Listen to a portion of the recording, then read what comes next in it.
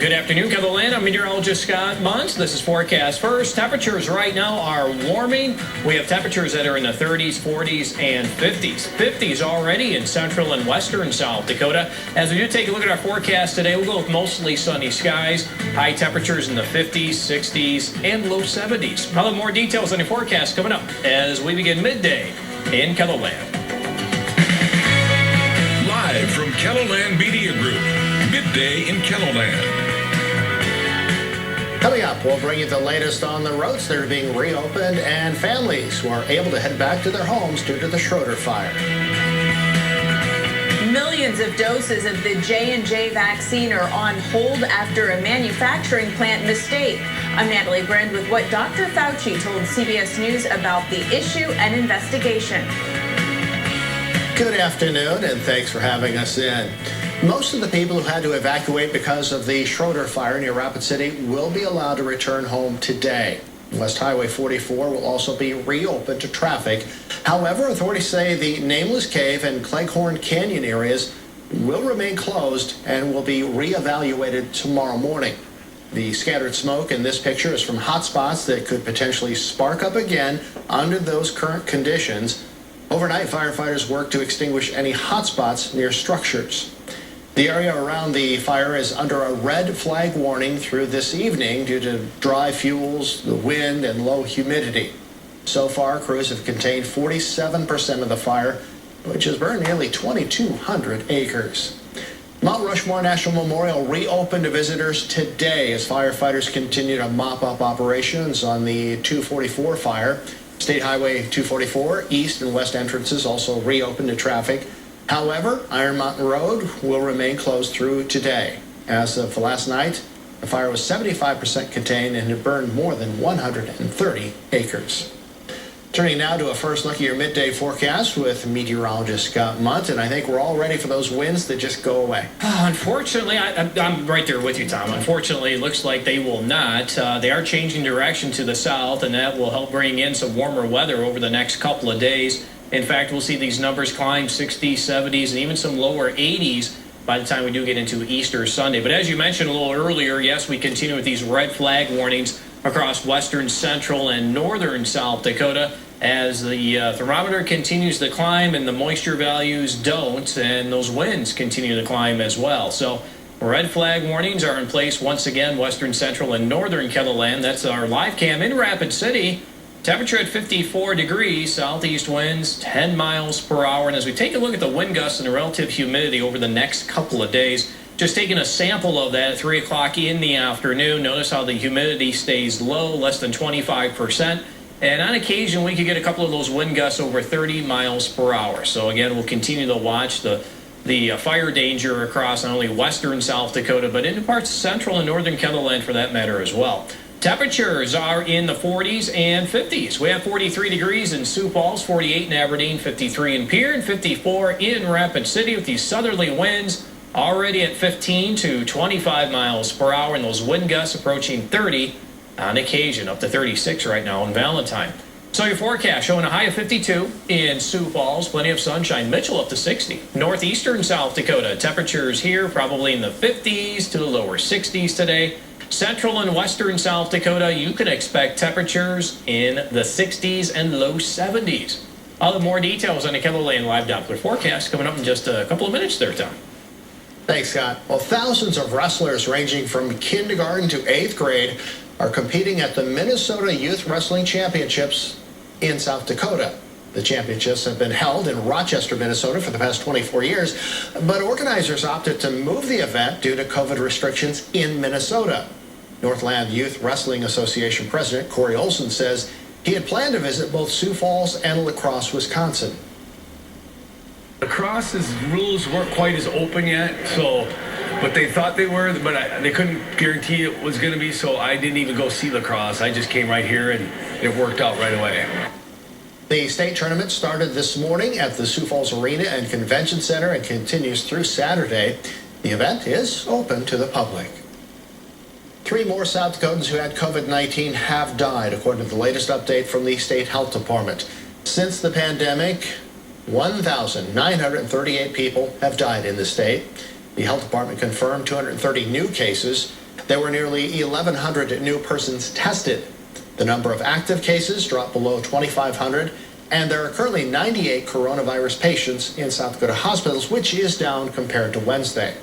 So far, nearly 44% of South Dakotans have received at least one dose of the vaccine, and more than 29% have completed their vaccinations. What is being called a human error led to the contamination of millions of coronavirus vaccine doses. This comes as the Biden administration is launching a new initiative to convince people to get shots when they can. Natalie Brand has more details from the White House.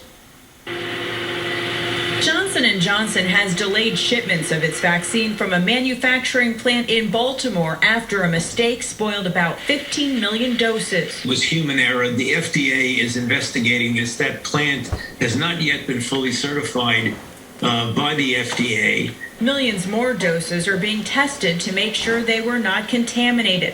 CBS News confirmed that Biden administration officials have known about the issue for weeks. You do have checks and balances, and you see that, and that's the reason why the good news is that it did get picked up. And as I mentioned, that's the reason nothing from that plant has gone into anyone that we've administered to. Johnson & Johnson says it's still on track to deliver its contracted 100 million doses, and it hopes to do so by the end of May. The White House is ramping up efforts to combat vaccine hesitancy, unveiling a new multi-billion-dollar campaign. The push includes a network of influencers, everyone from sports stars to local faith leaders, aimed at reaching the most vulnerable communities. In some communities, there is a concern about getting vaccinated. Some based on mistrust, based on history. Some based on just rooted in misinformation, of which there is a lot out there, and we need your help to combat that. The White House continues to urge caution when it comes to relaxing social distancing measures.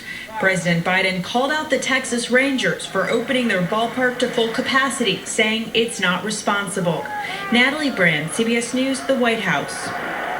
In other baseball coronavirus news, the season opener between the New York Mets and the Washington Nationals has been postponed because of COVID cases with the Nationals. Still ahead, why the president is looking to prevent corporations from using federal tax loopholes. And we'll bring you the latest details on a day 4 of former Minneapolis police officer's trial. That's after the break. And in weather, we have plenty of sunshine across Keloland today. Still looking for chances of rain in that 7-day forecast. More details coming up. Women who inspire, lead, and forge the way for other women. Watch a special presentation, The Remarkable Women of Keloland, Thursday night at 6:30. I don't want to tell you how to think. This is not going to stop. These kids and these families are desperate. Enough is enough. We've had enough shootings, and now is the time to act. I want to give you something to think about. The Dunlin Report, weeknights at 7, 6 Central on News Nation. Joe Biden is pushing for gun reform. If we can't save lives, then what good is our government? People have always seen me as, oh, she looks a certain way, she must feel great. I don't want to be 60. I certainly don't want to be 90. Banfield, weeknights at 10, 9 Central on News Nation. Tired of waiting around? I get it.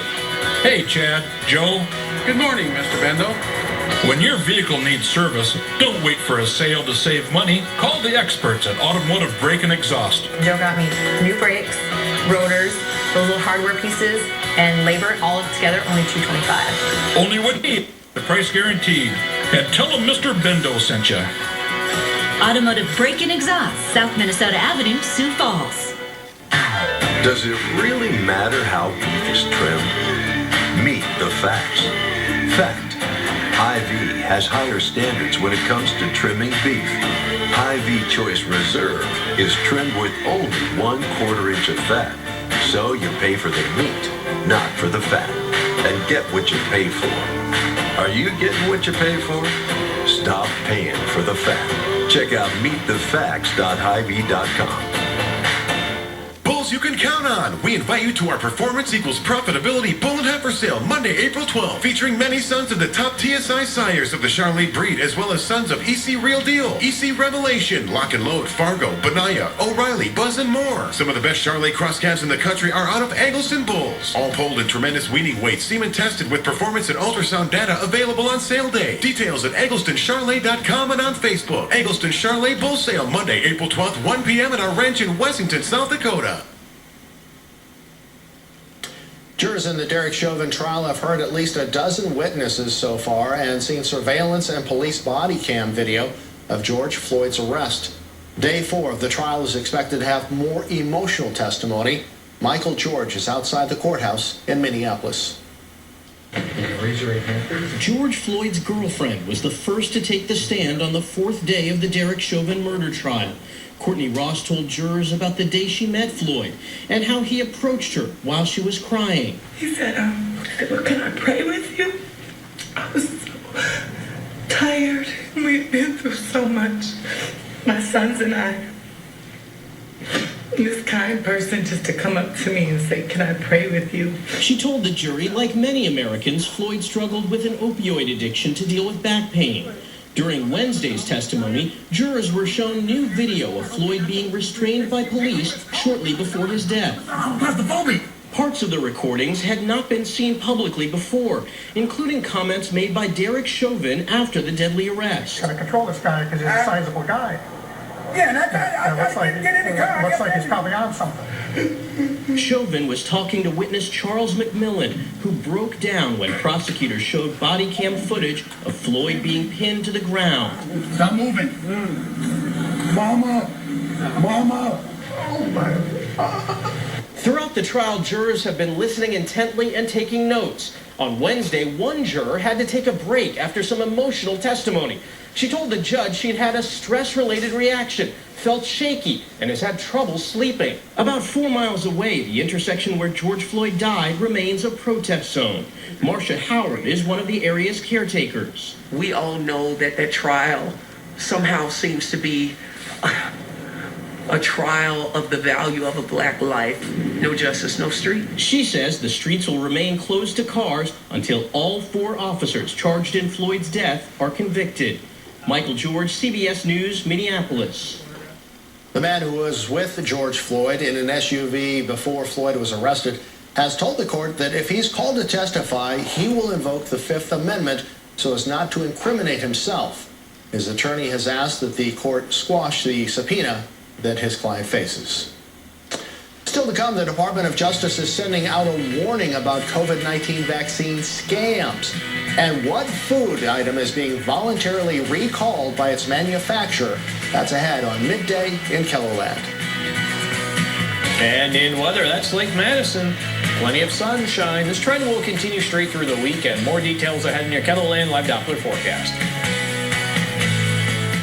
Did you see all the accessories I purchased at Tool Depot? No, what'd you get? They have hole saws, glue, sandpaper, screwdrivers, nut drivers, pliers, sockets and wrenches, carbide burrs, safety glasses and gloves, batteries, router bits, nails, drill bits, taps and dies, all types of blades, and so much more. Plus, all the tools that go with the accessories.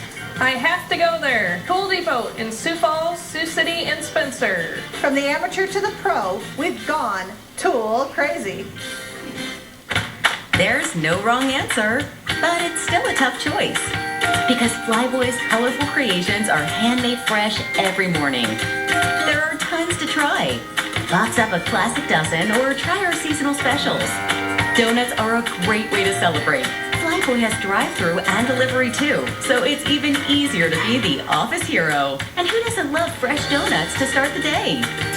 Swing by Flyboy Donuts, locations all across Sioux Falls. We're Inwood Furniture, and we're the ones with the prices and the selection. Huge showrooms, all of them packed with traditional brand name furniture. You want Lazy Boy. You want the lowest prices around. Then make the short drive to Inwood, Iowa, to Inwood Furniture for the best brand names at the best prices 7 days a week. Plus, financing is available. Better yet, shop somewhere else first. Then come to Inwood, Iowa, and find the lowest furniture prices around. Hurry, it's all on sale. Volunteer volunteers play a critical role at a movie theater in a small town in South Dakota. Bryant Cinema is more than 100 years old. It became volunteer-run in 1995. Linda Schlenker and her family started donating their time several years ago. We were coming at least every other weekend to see a movie, and one of the board members asked us if we'd want to work, and so we started, and we've been doing it ever since. Coming up in tonight's Eye on Keloland, we'll talk with a board member about what this theater means to area communities. Scott, you a movie fan? You know, here and there, I guess. Yeah. It's hard to say. Whatever piques my interest, but then again, I think that's how it is for everyone. Yeah, I know you're a popcorn fan, though. Of course, yeah. Every weekend, it seems, I've been eating that popcorn, and it probably shows. Let's go ahead and talk about the weather. We are looking at warm temperatures over the next several days. In fact, the numbers will hit the 70s, maybe low 80s on Easter Sunday. Let's go. They'd use force on a suspect or arrested party. I would head out, interview the officer, interview the subject that the force was used on, take a statement from both of them, and then complete a report on that, which would eventually be routed down to the Internal Affairs Unit. And are there certain circumstances where an officer uses force which they're required to notify you? Yes. Can you tell us just your recollection what those circumstances are? Certain scenarios, force on a handcuff, any type of force on a handcuffed prisoner would result in me doing that. Strikes, any injury or claimed injury by a arrested party.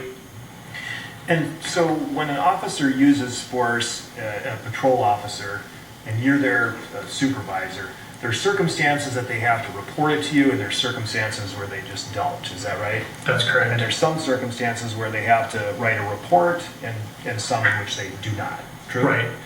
So are you familiar with use of force reporting requirements 5-306? That policy generally? You'd have to read the headline of it for me to get it. Well, I'm going to show you then what's been marked for identification as Exhibit 221. 5-306, you read the title there. Code of Use of Force Reporting and Post-Incident. Tax on the well-to-do, I don't know what defines well-to-do. That's going to maybe yield about 7 or 30 billion over 10 years. That's a lot of sweet spots. That's a lot of taxes, right? Well, Joe Biden left some out. I asked him to take a strong look at a transaction tax. I would love to see a 1/10 of 1% transaction tax will raise about $1.6 billion. So I would love to see him put that in there. You would like to see more. You would like to see more of those type of taxes in this thing, right? I would like to see different kinds of taxes. I'm not going to argue with him about his, but I still feel very strongly that the 1/10 of 1% transaction tax will raise $1.6 billion, and all of that money gets back up to Wall Street. All of it. When you're building highways, when you're doing broadband, when you're developing these communities, it all gets right back up to Wall Street. So I've never been able to understand why people who make so much money off the investment of people's expenditures keep trying to keep people from getting any money to spend. When they spend the money, it gets right back up to them. So let's not put people in the poorhouse. Those people, the investors are going to pay that transaction tax, right? It's about $1 trillion over 10 years, you're right. But the investors pay that. Brokerage houses don't pay that. They're going to pay it. Average investors will pay it. Yeah, when I get my report on what's happening to my 401k, I didn't ask for all those transactions to take place. Who was doing it? I didn't ask for it. I just get a statement saying these transactions took place. And so all I'm saying is take 1/10 of 1% of all those transactions and let's put it out there to growing the country. They're going to benefit from it. If we mess around and let this economy fail, let this country go under. Your 401k, I imagine it's done pretty well, right? You're a smart guy. I'm sure if you're just there in the market, you're doing very, very well. Are you worried that could be hurt by this? I'm not worried that could be hurt. What I'm worried about is the children not getting the education that they need. I'm worried about communities not getting the safe water to drink that they need. I'm worried about the elderly not having telehealth. That's what I'm worried about. I don't mind a bit of the transaction that I make go to help pay for that. All right, James Clyburn, fair enough. Good seeing you again. The House Majority Whip, key player in all of this. Actually, think about it, he's the reason why Joe Biden is in the White House at all. The man who made that possible. All right, so we'll see how that all sorts out. In the meantime, the video that's obviously been seen around the world right now, shocking video at the border of kids being dropped off, quite literally, on a border fence. The agent who was responsible for that and released the video, up next.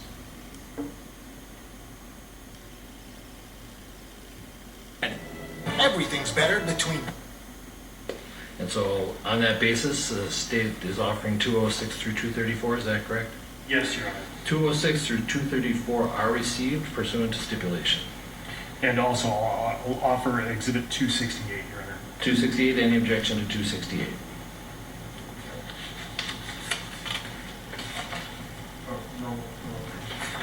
268 is received. All right, then, sir, referring you back to Exhibit 221, if you see 5-306, that's the use of force reporting and post-incident requirements, is that right? Yes. You see this term, cappers, no cappers report required. What's a cappers report? That was the name for our old report writing system. And now that's referred to as a PIMS report? Yes. We just call it a police report?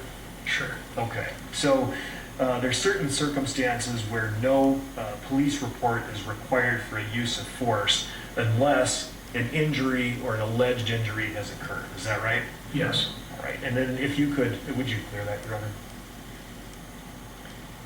Please proceed to the next page of 221.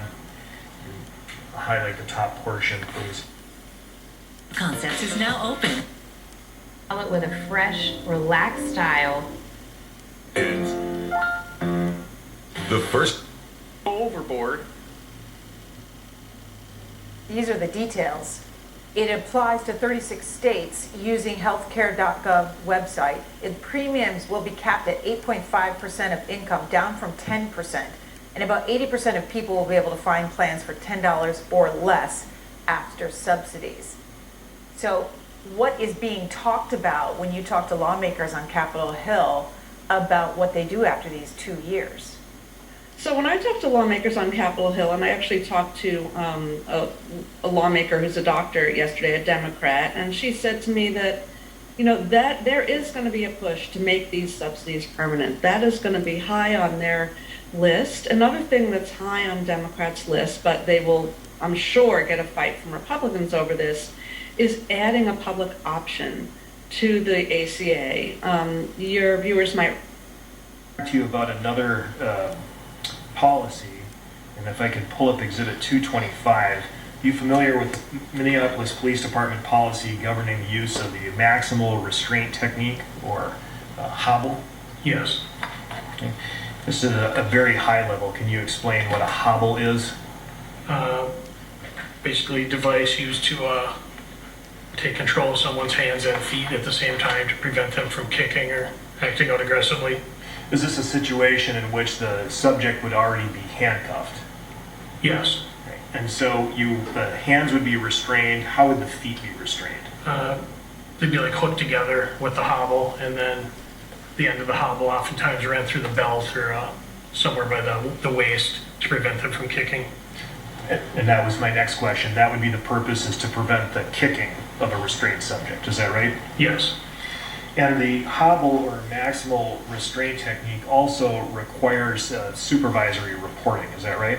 It does.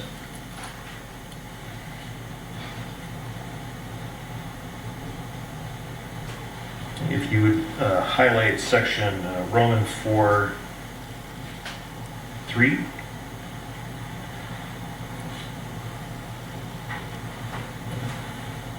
And you can see here by policy that a supervisor shall be called to the scene where a subject has been restrained using the MRT or hobble. Is that right? Yes. And then as a supervisor, you would have to go and evaluate whether the hobble was properly and necessarily used. Is that right? Yes. And then if you could highlight section B on that same page.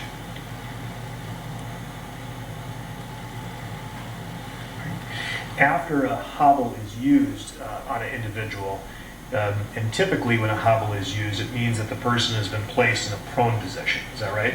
That's correct. At least initially to get the hobble on? Yes. Can you explain to the jury what the prone position is? Basically flat on your stomach on the ground. Okay. Once a hobble is used to restrain the hands and the feet and the subject is in the prone position, what does the policy require an officer to do? Put them in the side recovery position. What is the side recovery position? Basically roll them up on their side to ease their breathing rather than leave them laying on their stomach or chest. And do you know why that's important? It helps them breathe better. And rather than having all the weight on their chest, it gets them up on their side so they can breathe easier. Are you familiar with the term positional asphyxia? Yes. Now, how are you familiar with that term? We've had it in training at MPD. How long have you personally been aware of positional asphyxia? A lot of years, 10, 15.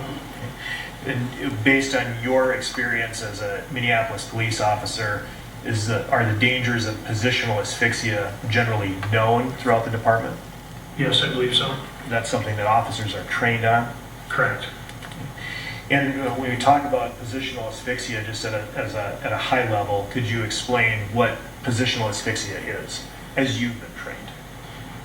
If you restrain somebody or leave them on their chest and stomach for too long, their breathing can become compromised, and so you'd want to get them up out of that position after a while so they don't suffer breathing complications. And that's why the policy requires in the training is that you roll someone onto the side recovery position. Yes. And are you aware of whether or not people are allowed to be transported in the prone position? I believe they should be transported in the recovery position.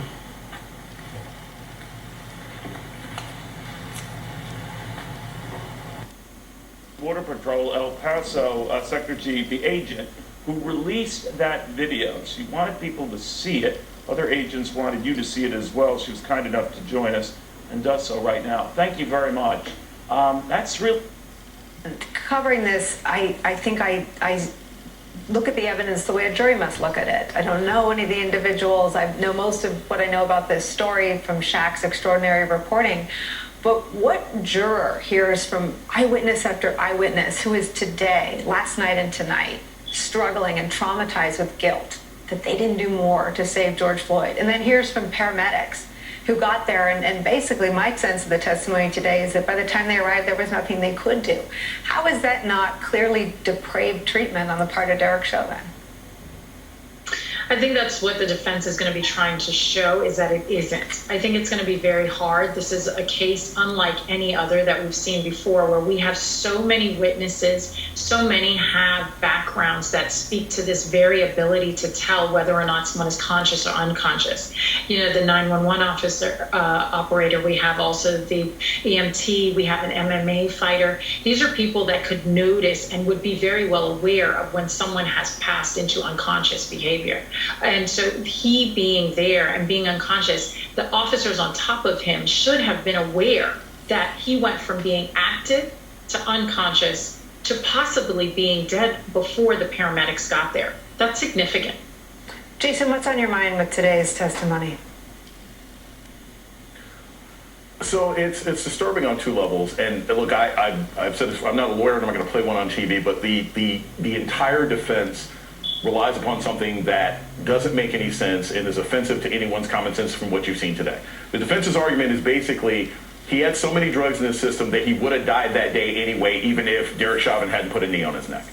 And every single time you see a witness, every single time you see someone who humanizes George Floyd, every single time you see an EMT say, yeah, this is ridiculous, it makes it more and more clear how depraved and terrible the behavior was. But I'll say this, Nicole, I have my students live tweeting the trial. They're live tweeting it now. They've been live tweeting it all throughout the week.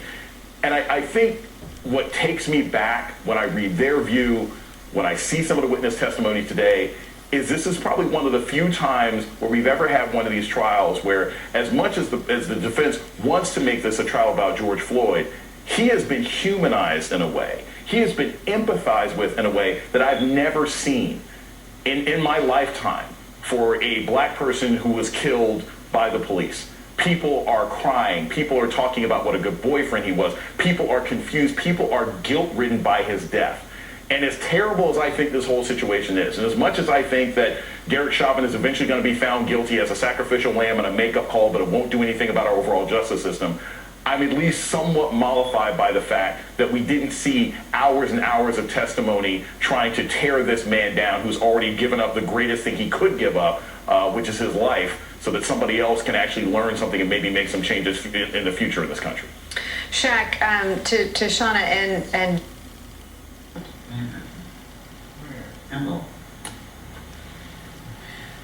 Could you please just describe your relationship with Mr. Chauvin? He was an officer on Middle Watch with me, I'm going to say approximately 2008. So he'd been there a number of years, so I was supervised there. It was strictly a working relationship? Correct. You ever socialized with him outside of a work setting? No. Are you familiar with an individual named Tu Tao? I am. How do you know Mr. Tao? He was also an officer on my midwatch shift. Approximately how long did you know him? Probably approximately 5 years. Do you have a similar relationship with Mr. Tao as you do the defendant? Yes. And then I need to ask you about Thomas Lane and Alexander King. You recognize those names? I do. They were new officers on my shift.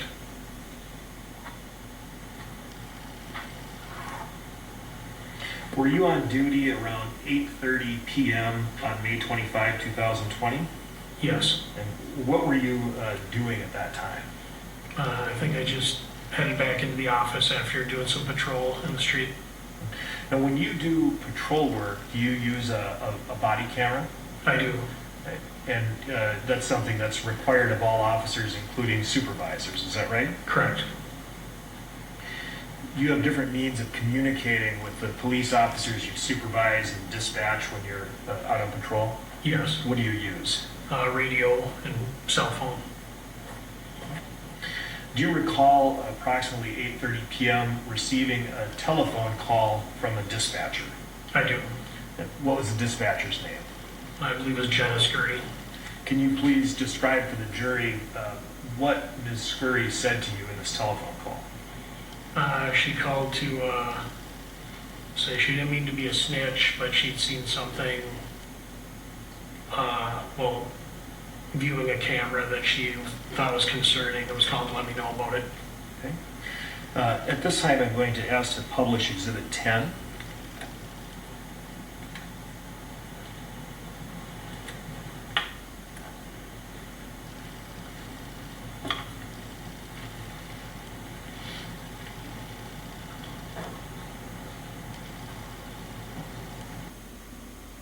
But said she wasn't sure, then I had to make a call and find out.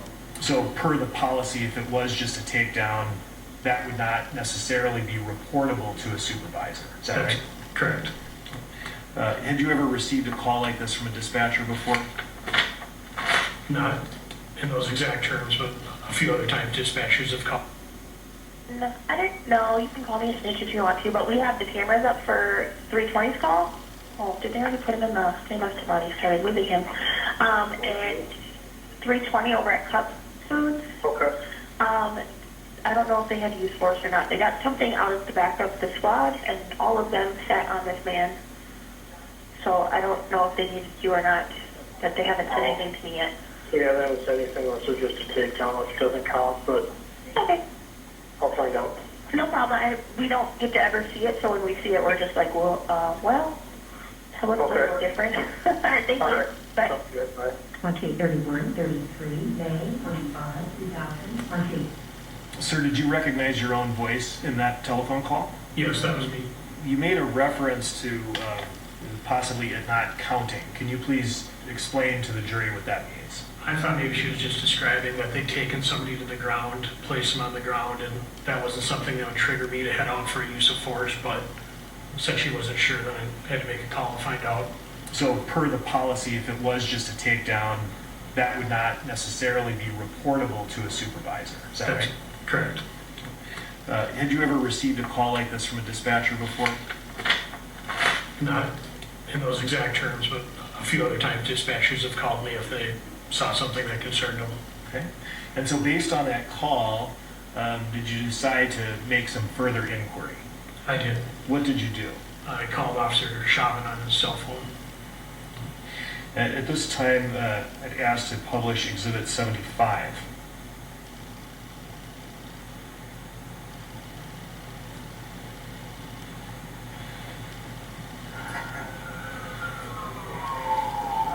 Hello, 2:30 here. Yeah, I was just going to call you and have you come out to our scene here. Not really, but we just had to hold the guy down. He was going crazy, wouldn't go in, coming out through the moment, wouldn't go in the back of the squad. All right.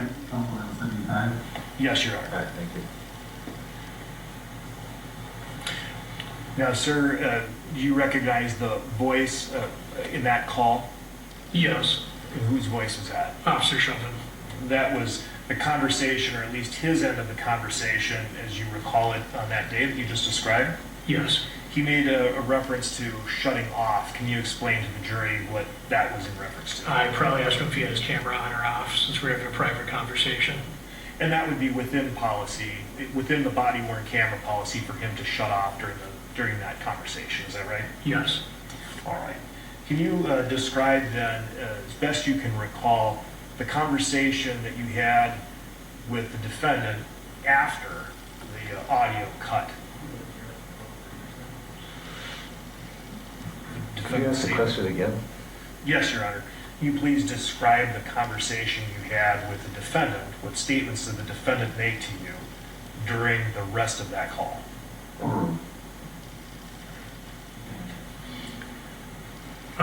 I believe he told me that they had tried to put Mr. Floyd, I didn't know his name at the time, but Mr. Floyd in the car. He'd become combative. I think he mentioned that he'd injured, it was either his nose or his mouth, a bloody lip, I think. And eventually, after struggling with him, he'd suffered a medical emergency and an ambulance was called. And then they decided I'd head down to the scene. Is that the extent of which you can remember the defendant telling you about this incident?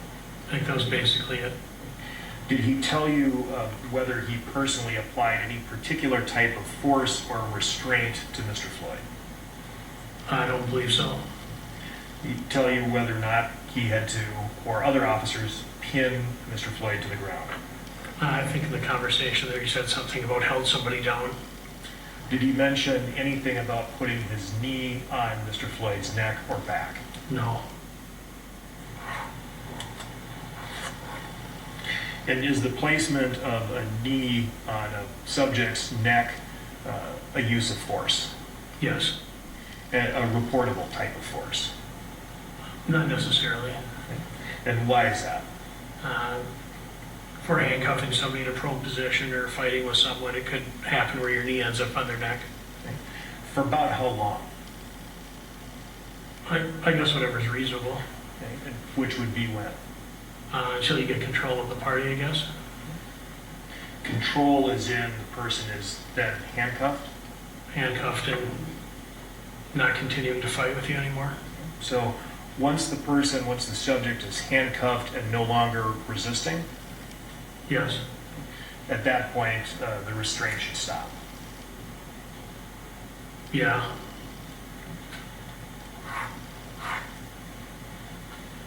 All right, after you spoke with the defendant, what did you do? I headed down to the 38th in Chicago where he was at.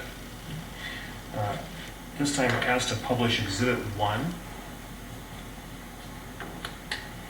38th in Chicago is within the 3rd precinct, is that correct? Yes. And you recognize Exhibit 1? I do. And you see the area of Cup Foods, the Dragon Walk, and the Speedway. Is that right? Correct. Can you please describe what you saw when you arrived at the scene? I think I pulled up in The officers were standing near their squad car, and there might have been an EMS vehicle still on scene and a few people milling around. Did you recognize the officers? I did. Now, did you speak to anybody prior to your arrival? I think Officer Chauvin called me just as I was arriving, but it only lasted a second because I was like a half a block out. It said I'll be right there. At this time, I'd ask to publish Exhibit 267. Sure, I'm showing you a photo taken from your own body-worn camera, and can you see the timestamp there? 20:45 and 26 seconds. All right. And you can see the name. Is this your cell phone? Yes. And you see that you're receiving a call from the defendant. Is that right? Yeah, it looks like maybe I'm about to hang up. Okay. Yes, can you please just describe this conversation as best you can recall? I think he just called and said, asked where I was at maybe, and how long I was out, and I was real close. I said I'll be right there. We'll talk in person. Hung up. Okay. And you could see from, if you could put 267 up again, please. You recognize the building that you were near, right?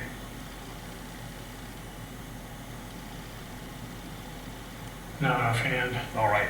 If you could pull up Exhibit 1.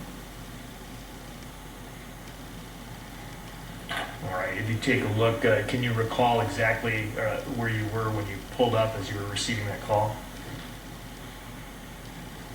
Where I ended up parking? Yes. I think I parked over near the Dragon Walk, kind of in that corner there. All right. And if you could pull up Exhibit 267 again. Does that building appear to be the Dragon Walk? Yes. And obviously, since we have this photo, your body-worn camera was activated. Is that right? Yes. Do you recall at what point you activated your body-worn camera? Probably about 2 blocks out. At the time, were you thinking that you were going to need to do a force review? Yes.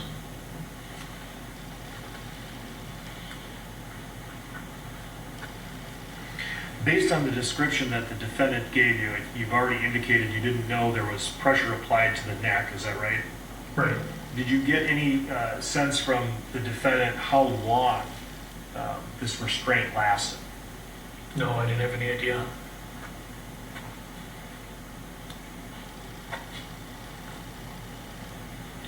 When you arrived at the scene based on your rank and being a supervisor, did you become the senior officer in charge of the scene? Yes. Did you see the officers that you previously mentioned, the defendant, Thomas Lane, Tutau, and Alexander King present? I did. Did you have some conversation with those officers about the incident? Yes. Were the 4 of the officers in a group at the time you had this conversation? Yes. The people who were talking were Thomas Lane and Alexander King, is that right? Yes. The defendant was nearby and in a position to hear? Yes. And at that time you received a summary of what happened from Officer Lane and Officer King, is that right? Yes. Both of them gave you a statement kind of joining each other? Right. You know, without talking about what specifically that statement was, after you heard their rendition of the events, did you take that information and use it to determine the next steps that you would take? Yes, I did. And based on that conversation, then, were you told that there had been a restraint of an individual? Yes, I believe that they said they'd handcuffed him. Okay. And did you learn that an ambulance had been summoned? I did. And did you learn that the person that had been restrained was taken away in the ambulance? Yes. And where was that person to have been taken? Hennepin County Medical Center.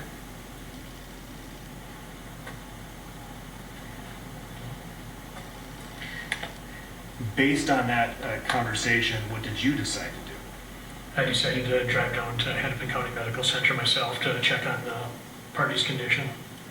Before going to the Hennepin County Medical Center, did you give any direction to the officers that you'd spoken with? I did. I believe I asked them to hang on to the suspect's vehicle and gather any witnesses that may be around. And who did you direct to do that? I believe Officer Lane and King. Did you give any direction to Officer Tao or the defendant? I did. I asked them to head down to Hennepin County Medical Center also.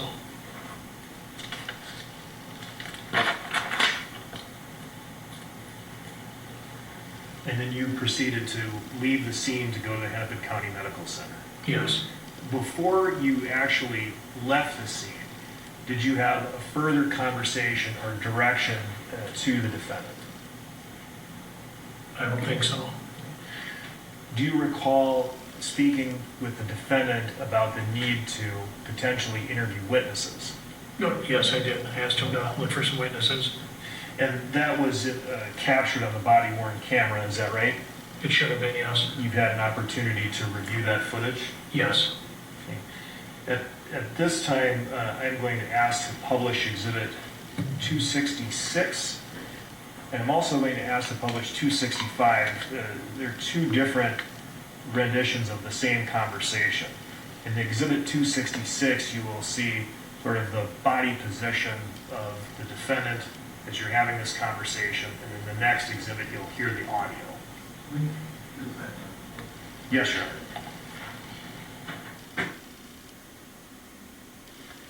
All right, Court, in the sidebar. So while they do that, let's talk about the importance of this witness. This is David Pfluger. He's now retired Minneapolis police, but he was a supervisor May 25th, the day that George Floyd died, and had huge testimony talking about the restraint. So you heard yourself directing the defendant to find witnesses and find their names, is that right? Yes. And the defendant told you that he could try, but that they were pretty hostile? Yes. But you asked him to do it anyway? Yes. And then when you drove away, where did you go? Hennepin County Medical Center. Do you know approximately how long it took you to arrive? I'd guess under 10 minutes. What did you do once you reached the Hennepin County Medical Center? I went into the stabilization room. What's the stabilization room? A room where they take patients who are critical and work on them there. What did you see when you arrived at the stabilization room? They were working on George Floyd. I think they had the Lucas machine going, which does automated chest compressions. But who was working on them? Hennepin County Medical Center staff, doctors, nurses. How long do you think you watched the staff work on Mr. Floyd? A few minutes, maybe. Did you see or speak with any of the staff members who were working on Mr. Floyd? I spoke with the nurse while I was there. Did you ask the nurse for any information? I was trying to get a condition update. Okay. And did you? I did. What did the nurse tell you? That he was doing bad or poorly. Now, are you aware of whether, per your direction, the defendant and Officer Tao eventually arrived at the Hennepin County Medical Center? Yes. Did you see him in the stabilization room or near the stabilization room? I think outside the stabilization room. Exhibit 77 is a body-worn camera photo of the defendant. At this time, the state offers Exhibit 77. And 77 is received. And publish Exhibit 77. Okay. And you see the defendant present here, is that right? Yes. Okay. And also noting the time on the body-worn camera, 21:05 and 7 seconds, is that right? Yes. So about 9:05. Right. And you also see Officer Tao. Yes. After the nurse told you that Mr. Floyd was doing poorly, what did you do? I believe I maybe had a conversation with Lieutenant Madsen, who was Car 9 that night. What's Lieutenant Madsen? What is Lieutenant Madsen's role? As Car 9, he's kind of in charge of the city in the... And what was the nature of your conversation with the lieutenant? I think I just let him know that Floyd was doing poorly, and I think he was on the phone with Internal Affairs at that time, giving an update on what was going on. Did Exhibit 78 is another image from the body-worn camera depicting Lieutenant Madsen. Offer Exhibit 78. 78 is received. Publish Exhibit 78. Right. What do you see in this photo?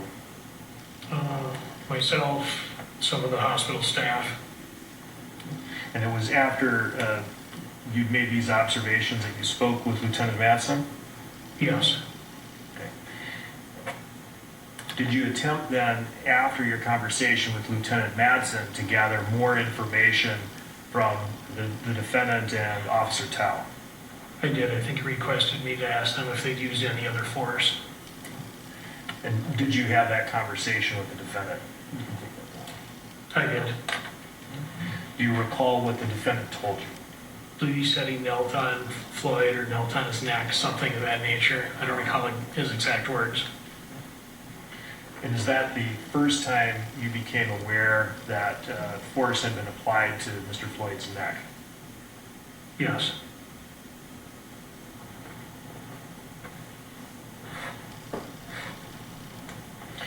Did the defendant tell you how long he had applied pressure to or restrained Mr. Floyd and applied pressure to his neck? No.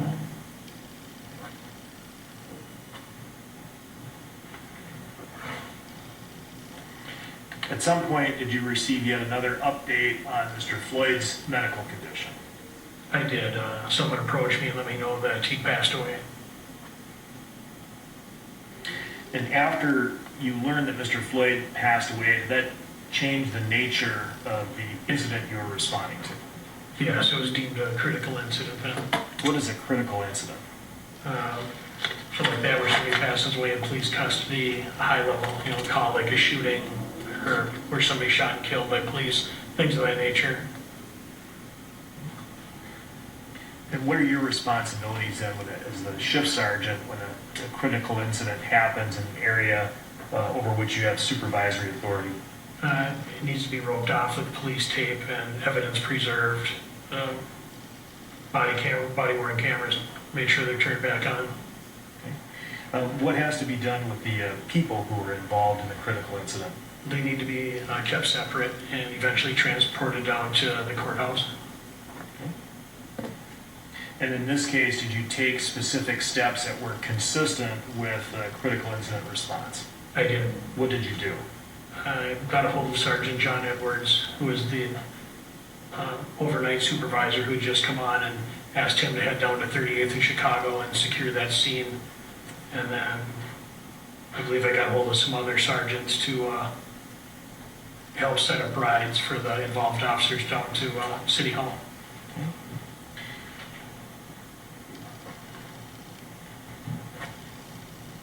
So in contacting Sergeant Edwards, you're essentially handing off the actual physical scene to the next supervisory sergeant for the 3rd Precinct, is that right? Yes. And you were able to secure transport officers or rides for officers Lane and King? I don't recollect if it was me who found the rides for those two or Tom and Chauvin. But I found somebody to figure it out. Can you describe your interactions with the defendant after you discovered that Mr. Floyd had passed away? Other than asking him to get down to 108. What's 108? Room 108 is one of the rooms in the City Hall where the officers are going to gather to be interviewed and stuff after the critical incident.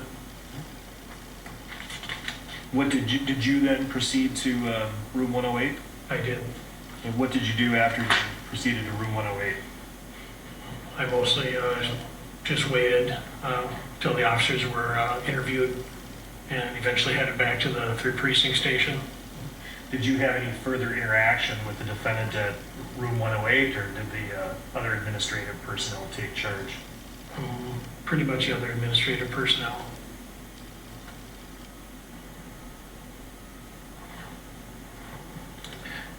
After then directing Edwards to secure the scene, making sure that the officers reported as they were supposed to, did you at some point gather some additional evidence associated with this case? I did. When was that? I was back at the 3rd precinct, and I believe Officer Lane approached me and had forgotten some information in his pocket, some witness information that he'd taken from somebody in the vehicle, and turned that over to me, which I turned over to another officer to be property inventoried. And after inventorying that information or that material, did you have any other involvement in the case? I wrote a short report on turning that information over, and that was it for the night. Okay. And when did your shift end that night? I don't recall what time I left the station that night. Now, again, you have reviewed the body-worn camera footage associated with this case, is that right? I have. And as the supervisory shift sergeant, you're a person who typically does force reviews, is that right? Yes. And to clarify your testimony from earlier, the restraint of an individual on the ground is a form of force, correct? Yes. And restraining someone on the ground handcuffed, that's considered to be the prone position, correct? Correct. Would you agree that a person may be restrained only to the degree necessary to keep them under control? Yes. And no more restraint? Right. Based upon your review of this incident, do you believe that the restraint should have ended at some point in the encounter? Grounds?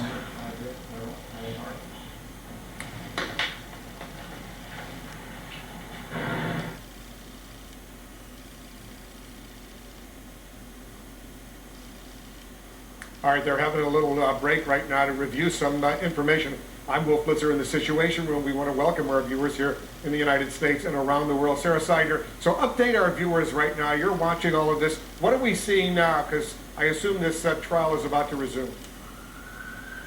Yeah, you were seeing a sergeant, a former sergeant of the Minneapolis Police Department who was on duty the night that George Floyd died. He got a call from a 911 dispatcher. We've heard from that dispatcher in the very first day of testimony, and she testified that she was seeing a camera, a surveillance camera above the scene there at Cub Foods at 38 in Chicago, and she was watching the officers, and she noticed that they were on George Floyd for so long. And at the time, of course, she didn't know his name was George Floyd, but they were on a subject for so long, she thought there was something wrong with the cameras.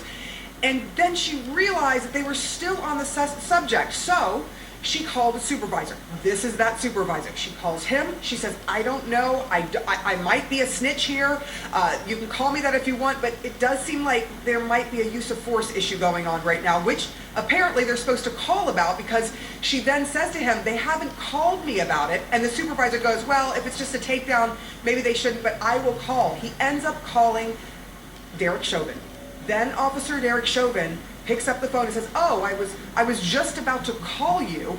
And then Chauvin goes on to try, for the first time we're hearing this again, to explain what happened from his perspective. We have never heard this audio before. The world has not heard it. The jury has not heard it. The attorneys, of course, have looked at it, but this is new to us. And I'm going to try to quote for you what he said. He said, we just had to hold a guy down. He went crazy. He wouldn't go back in the back of the squad. And then it cuts off. So we are listening to this sergeant who was called and alerted by the 911 dispatcher. What he then did, he learns that things have gone terribly wrong with this subject, as they're calling it throughout. That subject, by the way, is George Floyd, and we all know what happened to him. Would you like me, Wolf, to explain what happened a bit earlier today? Because there was really emotional testimony at the trial today. It was very emotional, very powerful. Yes, update our viewers what happened. Sure. So we heard from George Floyd's girlfriend, And before she even started testifying, she started to cry. She was sniffling as she walked up. She spoke to the judge. They were very kind to one another. She sat down and had a very difficult time sort of pulling herself together, but she did. And she started talking about the life the two of them had. She talked about the fact that they had been together for almost 3 years, that sometimes they had taken a break, on and off relationship a little bit, but they had been back together in the last couple of months before he died. And the one thing that she talked about was something that America has struggled with. It's the opioid epidemic. She says that she and George Floyd both had problems with addiction with opioid pills in particular, and that she said that they were getting those pills at the start from other people who had prescriptions. In other words, they wanted to make sure they were safe, so they were getting opioids like OxyContin from other people who had already had prescriptions, so they knew there were prescription drugs. But later on, there was some question about the drugs that Floyd started taking, she said. She herself said that they both tried very, very hard to stop, but that they relapsed.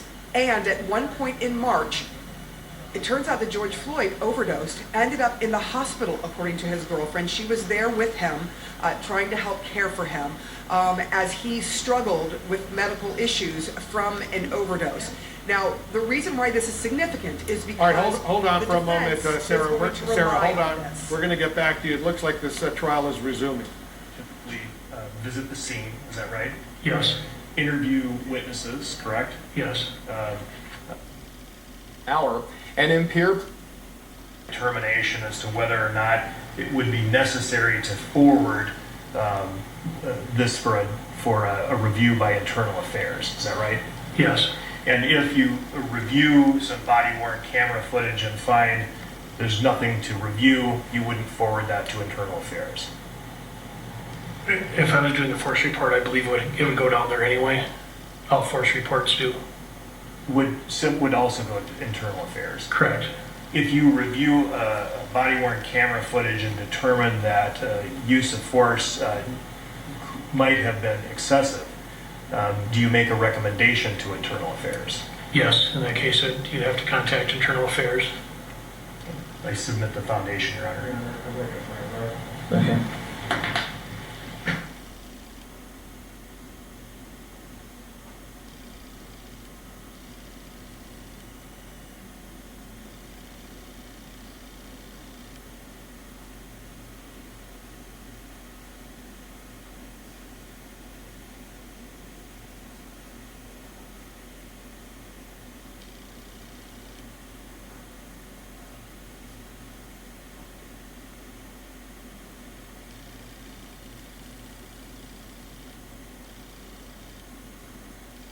Jury, I'm going to have you take a break while we figure out a fairly sticky legal issue here.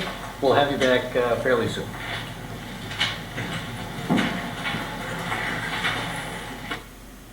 I think there needs to be a little bit of humility from the scientists as well. I know they probably had good intentions. I'm sure they did. But Texans have made the decision. We shut down for 2 weeks at... All right, as Shauna just basically predicted in real time, is a significant legal issue that has come up. They're taking a break. Let me reset for everybody. The witness that has taken the stand was Derek Chauvin's supervisor. He's now retired. His name is David Ploger, and his testimony is significant for obvious reasons. And Shauna, you started to explain some more subtle ones, such as who Derek Chauvin was before this moment and in this moment. Explain. I think that this is going to be really significant because this is his supervising officer. This is the person that knows the way he works. He knows his strengths, his weaknesses. I think so. When he's talking about Derek, this is not some tangential relation. He has direct knowledge, and it's someone that has been under him for a while. So what he has to say is going to be very weighty with our jury, because this is someone who had interacted with him every day. He knows and is aware of his proclivities, his strengths, his weaknesses. So I think that's going to be really important when we're assessing whether or not what he did was the appropriate use of force, whether it was excessive force, whether he was prone to having these types of ideas where everyone is hostile, how he assesses and what he assesses, if he's prone one way or the other way. I think it's going to become very apparent as we hear him testify further. Okay, let's listen in. Interview the officers that were involved, correct? Yes. You may interview the person upon whom force was used, right? Yes. You may interview witnesses to the use of force if they exist, correct? Yes. You may review body-worn cameras, other evidence, photographs, whatever else may be a part of that process, right? Yes. And it is much greater in, it's a limited, but it's a bigger scope, right? Yes. When a use of force incident becomes a critical incident, however, does your role change? I would no longer do a use of force in a critical incident, nor would I do it if someone had suffered an injury, if they were handcuffed. That goes up the chain then to lieutenant in internal affairs. Okay. So in certain circumstances, you would not be required to do that, right? Correct. And also, in addition, Your Honor, or Sergeant Kluger, I apologize, you did not do any of that use of force review on May 25th of 2020, did you? No. You didn't speak with the officers in depth about what happened, correct? No. You didn't interview any of the witnesses that were at the scene, did you? No. And you didn't review the body-worn cameras that night, did you? No. In preparation for your testimony, were you given the entirety of the case file for this case? No. I mean, do you have 50,000 pages of police reports? No. Have you reviewed any of the interviews from any of the witnesses? No. Have you reviewed any of the statements that were given relevant to this case by any of the involved officers from those who did give statements? No. All right. So in this case, in preparation, were you allowed to watch the entirety of all of the body-worn cameras? I think I did. Okay. And that was in preparation or while you were being interviewed with the state prosecutors, right? Correct. Okay. So in terms of the information you have a limited amount of information which would be limited to just a review of the body-worn cameras. Yes. And that would not be the normal course for a sergeant's use of force review. Yes.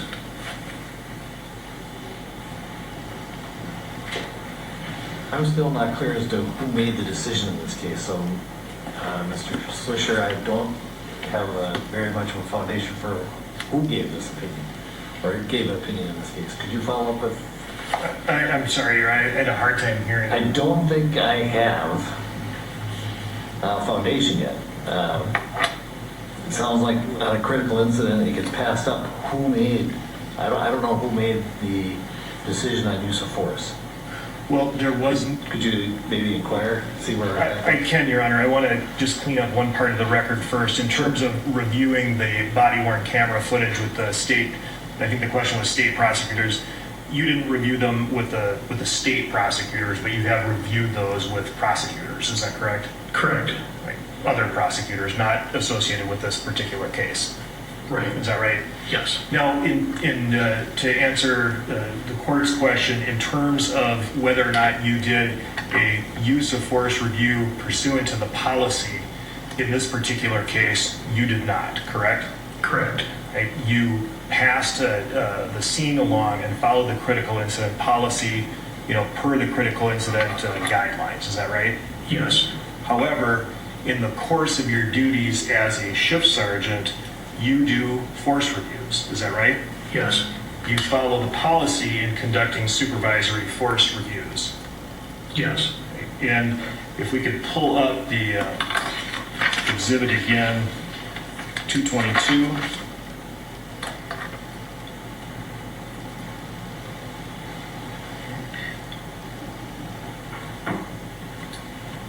You can go to the next page, please.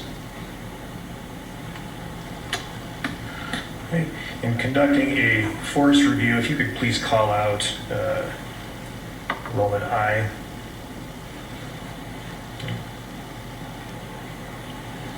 You contact the Internal Affairs Unit Commander by phone if the force used appears to be unreasonable or constitute possible misconduct. Is that right?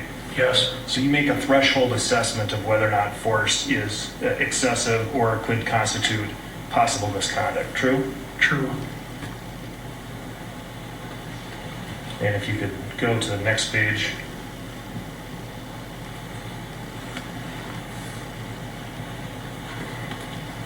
And call out B. And again, based on the totality of information available at the time, if you as a supervisor feel that the use of force may have been unreasonable or not within policy, you can state so in your supervisory force review. Is that right? Yes. And that's the policy that you follow? Yes. So, Your Honor, I don't believe that this is a lack of foundation. He has clearly qualified to give an opinion, and a limited opinion, that based on his preliminary review, as stated and disclosed, he believed that the restraint should have ended very shortly after Mr. Floyd was taken to the ground, handcuffed, and no longer resisting. And that's the sum and substance of the opinion I intend to offer. I think just follow a couple of questions.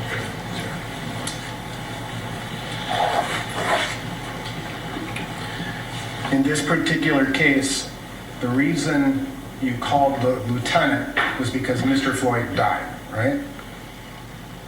I would have called the lieutenant first because force was used and he was in handcuffs. Any force that results or that's used when somebody's in handcuffs requires me to call the lieutenant and internal affairs. Right, so that went up the chain naturally that way, and then when Mr. Floyd died, this use of force policy is replaced with the critical incident policy.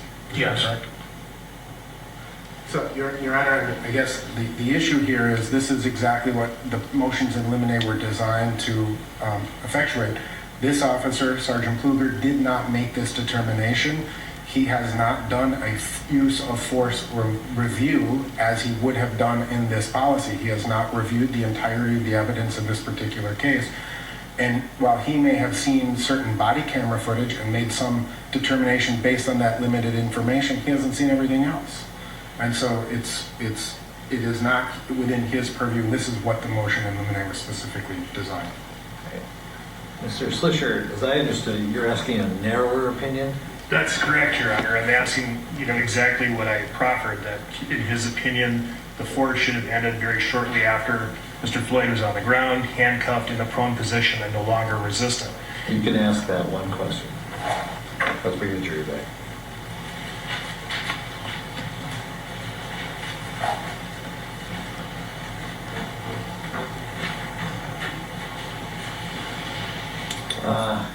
They're going back and forth among themselves and with the judge. I'm going to ask an expert to explain.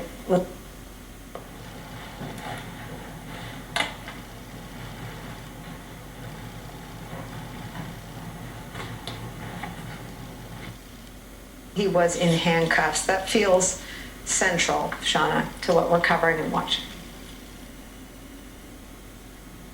It is, and what they're trying to do is, it's a very nuanced point, but the state is actually doing a very good job, because the defense doesn't want any more law enforcement saying that this was an excessive use of force, because that is not good for their case. The state is actually getting a very limited, nuanced opinion in that in order to escalate something, I first have to assess it as having been excessive force. So they're looking for his limited opinion on that one particular area, but it's significant for the jury because yet again, we have another person in law enforcement saying that it was my opinion at the time that this was excessive force. He was in handcuffs, therefore I needed to escalate. So it's a nuanced argument there that they were good. That is a very technical point, but it's going to be definitely something that's impactful. And when Mr. Floyd was no longer offering up any resistance to the officers, they could have ended the restraint. And that was after he was handcuffed and on the ground and no longer resistant? Correct. Thank you. I have no further questions, Your Honor. Mr. Nelson.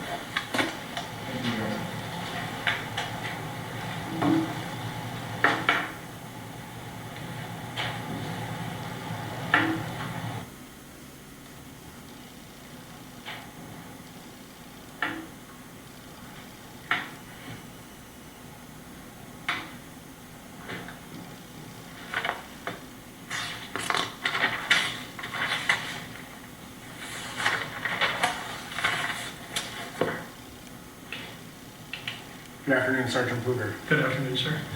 Thank you for being with us today. Few questions that I had to follow up on with you. When a police officer under your command uses force, are they required to immediately notify you? It depends on the type of force. Okay. Are there certain circumstances where you may get a phone call or a radio dispatch immediately? Yes. Are there certain circumstances or situations where you may get a phone call or a report of the use of force within 10 to 15 minutes? Yes. Are there circumstances where you may get a use of force report or from an officer from an hour or two later? Not one that would cause me to have to go to the scene. That would be more immediate. They'd want to let me know right away because I need to get out there and interview the subject. Right. But it could happen within more than, say, 10, 15, 20 minutes that you get that notification. Yes. It would be fair to say that in certain types of use of force, there may be other, or use of force cases, there may be other activities that the officer needs to do after the use of force. Would you agree with that? Yes. So they may use force against suspect number 1, but then they have to apprehend suspect number 2, for example, right? Yes. And they've used force on number 1, but they get number 2 detained and it takes some time, then they call you, right?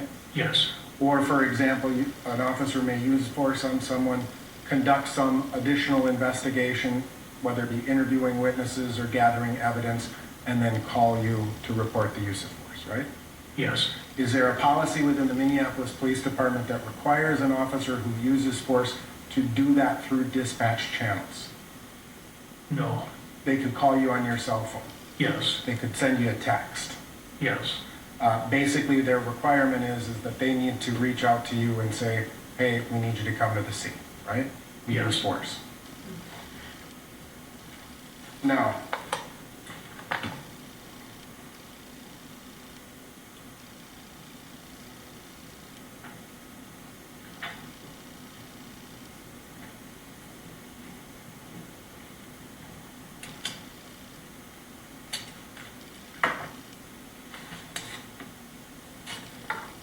just a second.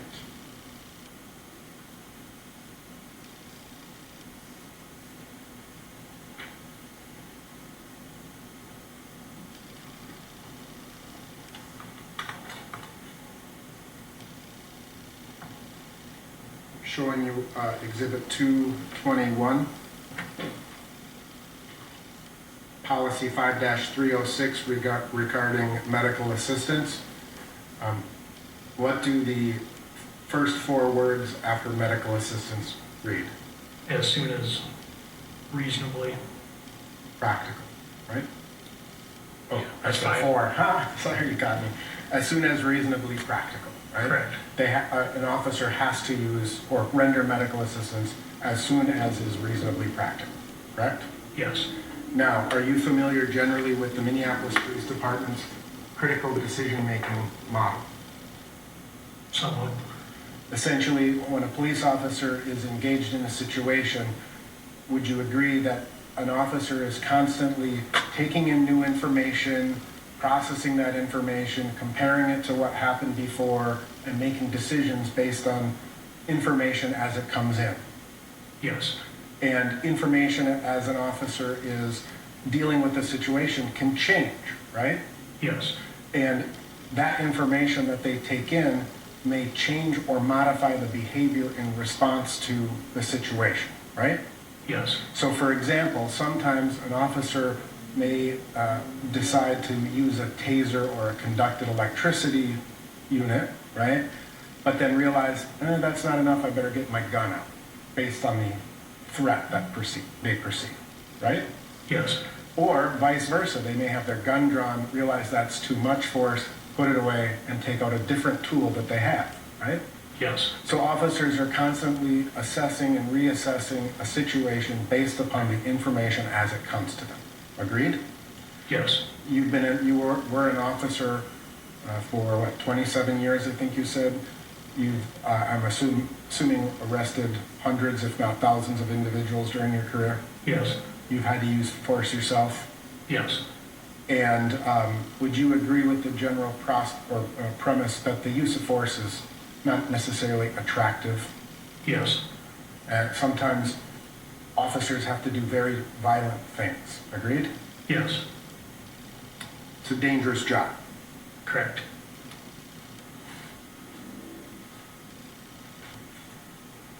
Have you ever heard the term hold for EMS? An officer says, I held him for EMS. I'm not familiar with that. Okay. So if you are involved in a use of force situation and an officer calls for medics, right? And I'm going to strike that. An officer decides to use the maximal restraint or the hobble, right?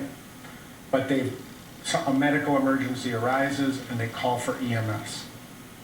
Would it be consistent with the critical decision-making policy to say, I'm not going to hobble this person because I know EMS is on the way? Objection, Your Honor. Second.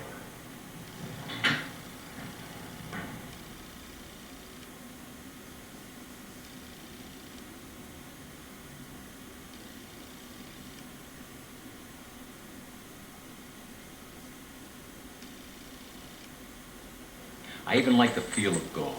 I buy my... So they seem to have established this narrow point that the moment at which force is no longer justified or warranted or necessary or legal, whatever the right term is once the suspect is handcuffed. That was 9 minutes and 20 seconds before the knee went on his neck. Correct. And he's trying to make these nuanced points, and that information is changing, things are changing, and therefore he has to make new decisions as opposed to it being one consistent decision, right? He wants to break this up, and the defense wants to break this up into decisions that were continually being made as opposed to one long decision. Because one long decision is going to speak towards intent, malice, things of that nature. But he wants to break it up in that we're constantly getting information, we're constantly making new decisions. He also wants to very much keep this witness on a narrow scope. So he's trying to avoid any sort of references outside. He's going to try to ensure that he stays in this narrow scope that he's been given. For the officer to decide, I'm not going to use the maximal restraint technique at this point. I'm going to hold this suspect in place until EMS gets here. Objection calls for speculation. So your scenario is an officer's planning to use the hobble and hasn't put it on yet, and then the suspect has a medical emergency, and then they decide not to use them, just hold them? Right. Yes. When a maximal restraint technique is applied, the suspect is essentially handcuffed behind their back, and through a series of belts, their legs are bent at kind of an upward angle and then connected to some sort of device right around the waist. I don't think they bend back towards the back anymore. They like to keep them straight. Straight. Right. So, but there's a tie between the ankles and the waist, essentially. Correct. Right? And if EMS is on their way, the restraint, you've got to take that off and can delay medical care. Agreed? You're saying I'm sorry, can you just repeat that? If an officer uses the maximal restraint technique and EMS has to come, the officers have to remove that potentially, right? Correct. And that can delay medical treatment. Sure.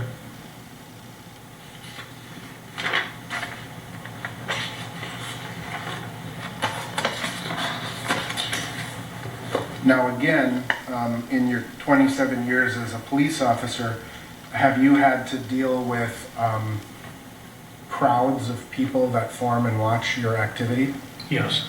In your experience as a police officer, especially in the more recent era, have you been in a situation where bystanders begin to film you and your activities? Yes. Does that happen more and more these days than it did 5 years ago? Yes. And have you been in a situation in your career as a law enforcement officer where the crowd starts to yell at you? Yes. Or becomes a little more volatile? Yes. as an officer, does that cause you concern? Yes.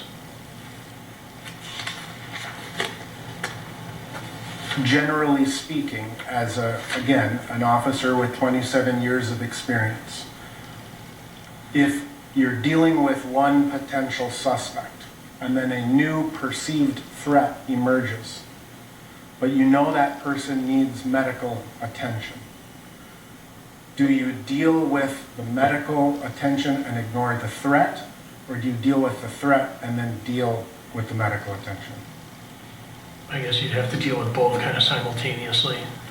And that depends on the circumstances. Would you agree with that? Yes. So for example, if you were in a gun battle and someone was shooting at you and someone went into cardiac arrest, would you stop what you were doing to mitigate the threat, or in order to immediately perform CPR? Or would you continue with the threat? I'd mitigate that threat to me.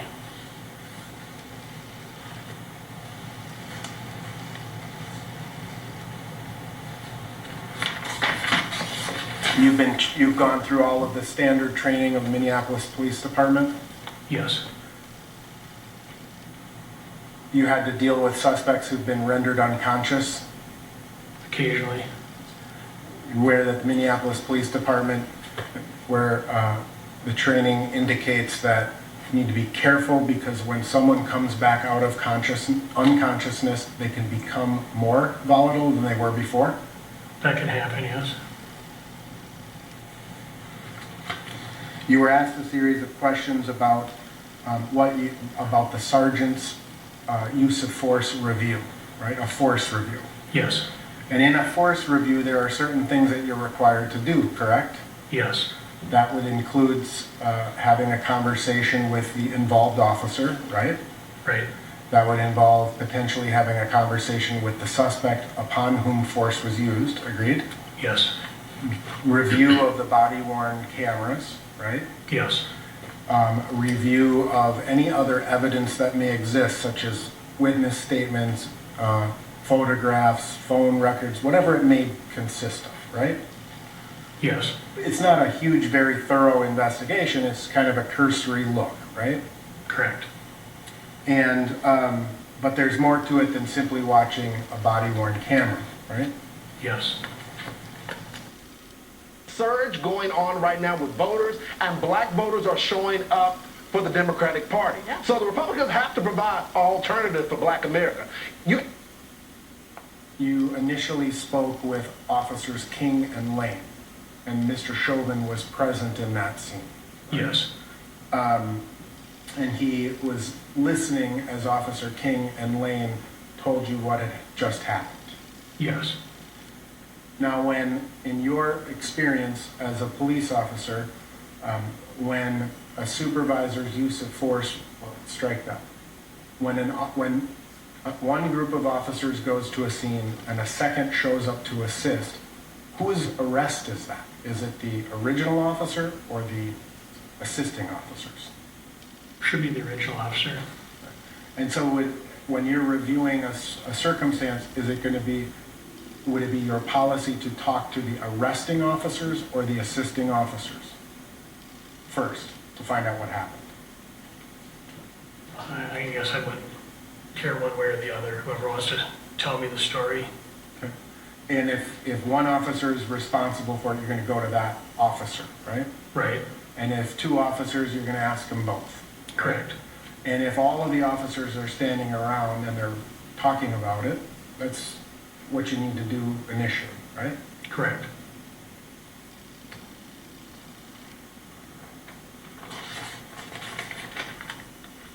Now, you were discussing again in this particular incident, when you arrived on scene, you asked, you kind of gave some direction to these officers, right? Yes. And at the point that you arrived on scene, you knew it was a use of force incident, but it was not what you call a critical incident. Agreed? Agreed. Because at that point, Mr. Floyd, to the best of your knowledge, was still alive. Right. If you know what the answer to that is. One more time, sir. At the point that you were initially on scene, you had no information that Mr. Floyd was deceased, right? Correct. Now, you then instructed the officers to do a few things, right? Potentially talk to witnesses, and then 2 officers to go down to the hospital with in their squad car. Yes. And we saw this video where you instructed Officer Chauvin to try to get some witness statements, things of that nature, right? Yes. And he made the comment that he would try, but the crowd seemed pretty hostile. Yes.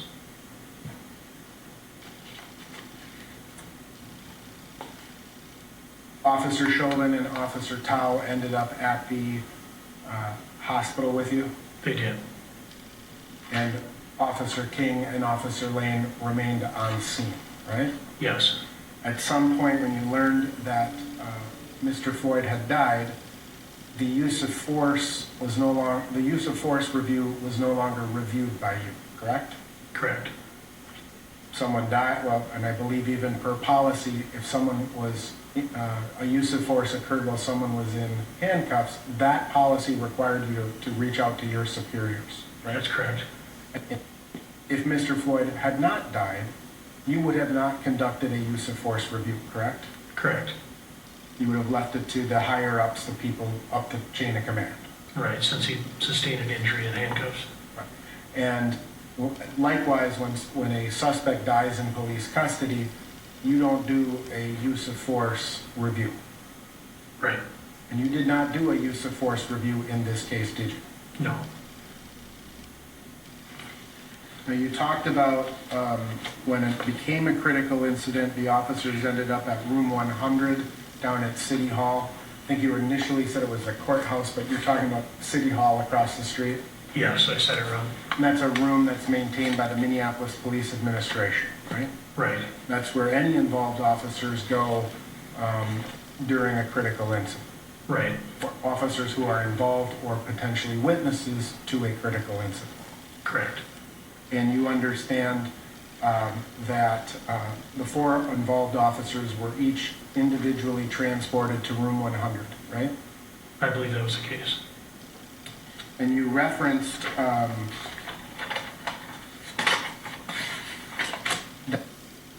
have to happen pursuant to the critical incident policy, right? Yes. A whole host of things have to happen, right? Yes. You referenced interviews of officers. You have no idea if interviews of officers occurred in room 100 on or about May 25th, 2020 or May 26th of 2020. I'm not positive, no. That's one thing that could potentially happen, right? Yes. But not necessarily. Right.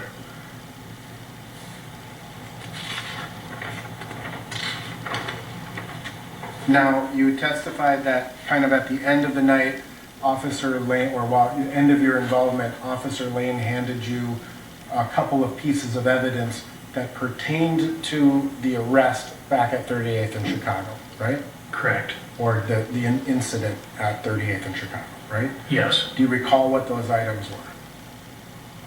I recall one for sure was a slip of paper with a name from one of the parties in the vehicle that he'd gotten. Do you recall the other being an identification card? I think so. And do you remember the name of the person that was on the slip of paper? I don't. Would it refresh your recollection to review your report that you drafted that night? Yes. May I approach the witness, Your Honor?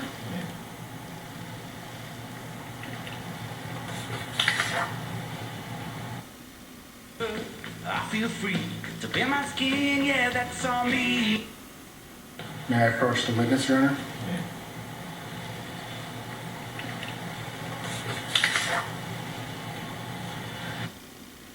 May 25th, 2020, or May 26th of 2020.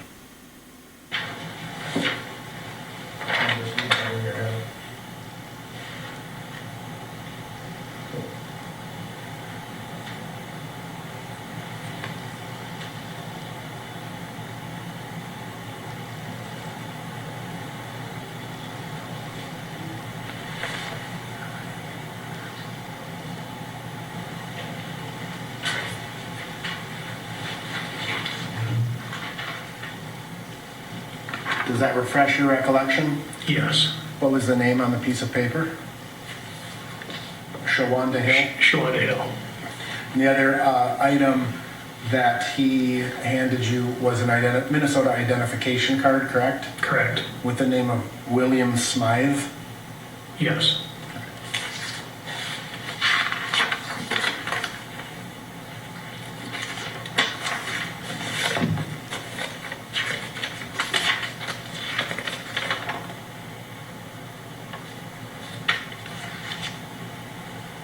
I have no further questions, Your Honor.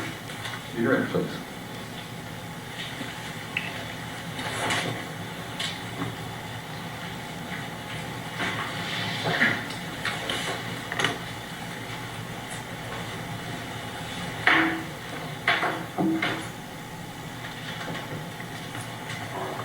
Thank you, Your Honor.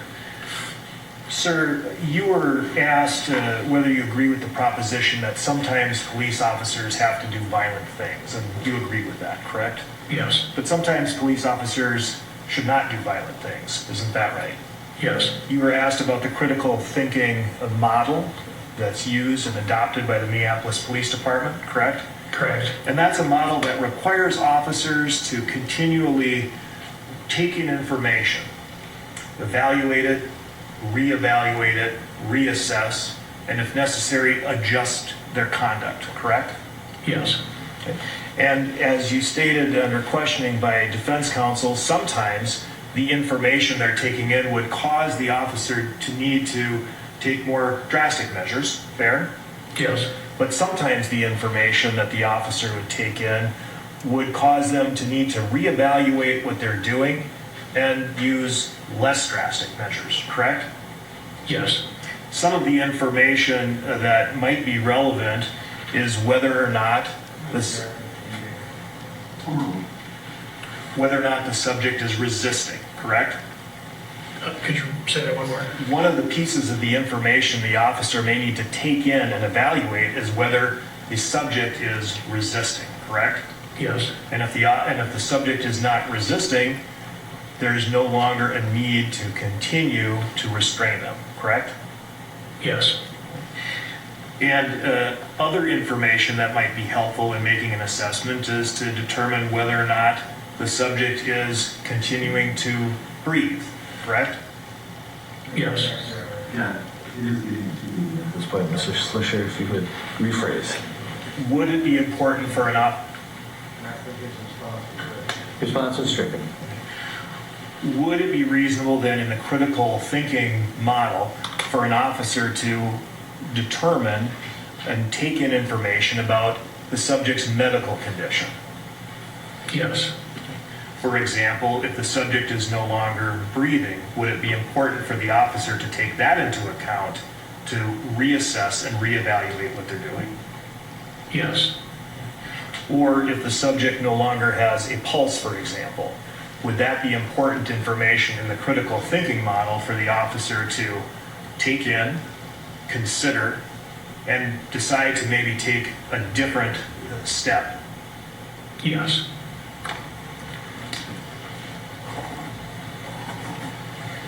And in such a case, would it be possible then that the officer would not need to do something violent, but would need to do something less violent?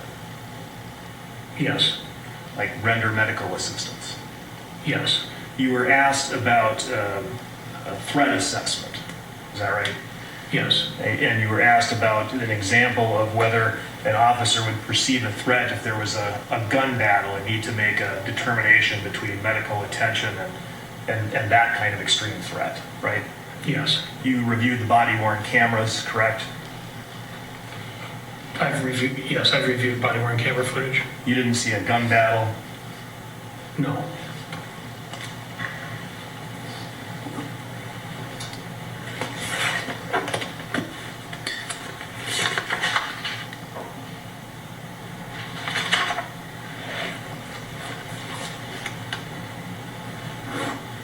Nothing further.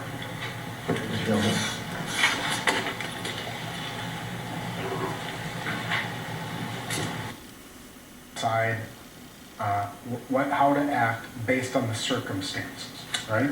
Yes. Other factors they may consider is the size of the crowd, right? Yes. Their tactical position. Yes. Traffic. Sure.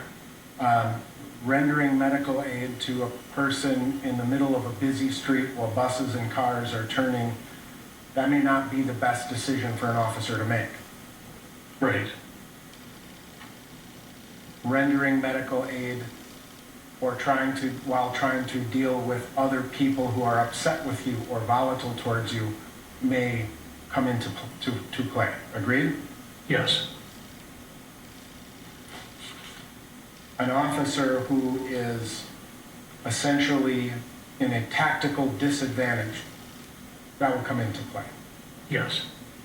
Officers have to look at lots of different bits of information and decide how to proceed based on the totality of the circumstances and not just one single fact. Agreed? Yes. No further questions.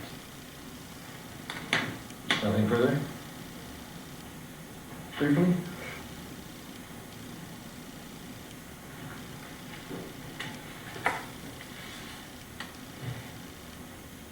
And an officer needs to consider whether other sources of information might be relevant to the need to render medical aid, correct?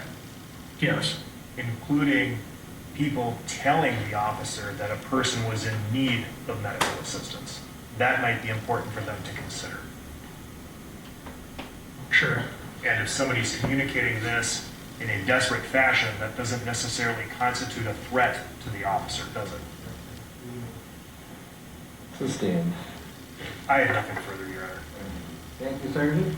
You may step down. Thank you, sir. Members of the jury, we're going to adjourn for the day. We'll try and start up again around 9:15 tomorrow. We'll see you then. I'm Wolf Blitzer in the Situation Room. We've been following the Derek Chauvin murder trial where testimony, as you just heard, just wrapped up after another very, very dramatic day in court. Some truly extraordinary new developments unfolding just now. We heard from a shift supervisor who testified about Officer Chauvin's use of force. We also heard gut-wrenching testimony from the first paramedics on the scene as they described coming across George Floyd's lifeless, unresponsive body. And in a move to preempt Chauvin's defense team from blaming Floyd's drug use for his death, as we discussed with our correspondent Sarah Seidner, the prosecution called on Floyd's girlfriend of some 3 years to give very emotional, tearful testimony about their mutual struggle with opioid addiction. Let's check in with our senior national correspondent Sarah Seidner. She's covering the Chauvin trial for us in Minneapolis. So update our viewers, especially those who are just tuning in right now, Sarah, on the very latest, because what we just saw in the last few minutes was very powerful. We are getting to the real meat of the policy of use of force policy at this department. This could really be the crux of the case. All of the emotion that you've heard from the witnesses is going to matter greatly. But this is the most technical stuff that the jury will be taking notes on and really drilling down on, because if they determine that he indeed went far beyond what the policy says, and I'm talking about former Officer Derek Chauvin here, if the jury determines that he overstepped his bounds, went far beyond what the use of force policy is, that is going to be a major problem for him, because what it tells you is, and what you're hearing from this Minneapolis police sergeant, David Pluger, he is a former sergeant, but he was there that day. So he's getting phone calls and he's talking to Chauvin, and then he's going to the scene. And if he says, look, the officer has to at any given time assess the situation. You heard him say, yes, he has to assess the situation, not just once, not just twice, but throughout the whole time that they are trying to detain or arrest someone or having any kind of contact with someone. And so in this instance, he is asked over and over again, okay, so if the person is resisting, then you do one thing. Yes. If the person is not resisting, then you change your behavior. You reassess. And if the person stops breathing, you must reassess again, correct? And his answer was correct. These are really short answers, but they are extremely important, because hearing a sergeant say that the knee should have been removed from his neck when he stopped moving or resisting, that is a powerful moment, no matter how short the testimony coming out of the mouth of that former sergeant who was there that day, Wolf. Yeah, stand by. I want to bring Bakari back into this analysis. How revealing, Bakari, was this testimony from this retired Minneapolis Police Sergeant David Pfluger, particularly what he says about how Derek Chauvin characterized this entire incident? So I agree with Sarah that this is the meat and potatoes. We've gotten to the crux of the case. In fact, the defense actually laid out their entire argument. You heard how he was saying you should behave in this moment or that moment, answering with very short yeses when you're doing your assessment. But what stood out to me the most was when the defense was able to ask him, if you see a crowd or if you have individuals who are posing some threat, or he went down this list of scenarios, he said, would your assessment change? He said, if someone was unconscious, would you render aid, or would you control the crowd, or would you do both? And he said you would do both. And so he went down this list of things, attempting to paint the picture of what Derek Chauvin saw that day. Now, for many of us, we were sitting here January 6th, and we saw what a rabid crowd looks like, right? We saw what individuals who look forceful, threatening look like. And when we look at those body camera images, it doesn't look like that was a threatening crowd the way the defense was trying to make it out to be. However, if one or two jurors buy that line of questioning, then today's witness will be that much more important, because what he's attempting to say is that Derek Chauvin kept his knee on the neck regardless of his physical condition, because he was trying to not only subdue a detainee, but he was also trying to be mindful of the crowd, and he had to do both. You heard him say, could you render aid in a street, or could you render aid in a major thoroughfare? I mean, the question is, why did you not move Mr. Floyd off the street, etc., if that was a concern? But you heard him trying to build in these excuses, and the defense laid out all of their cards. I mean, to Sarah's point, though, I agree with her, like many people watching this, it's very difficult for me to buy into that argument. However, you at least see what their argument is. You see what the prosecution is arguing, what the defense is arguing. Aisha Bell-Hardaway is with us, assistant professor of law at Case Western University in Cleveland. So what do you make, Aisha, of those interactions that we just saw described between Chauvin and that retired police supervisor, the supervisor saying that Chauvin didn't mention putting his knee on Floyd's neck, for example? Yeah, I think it, thank you so much for having me.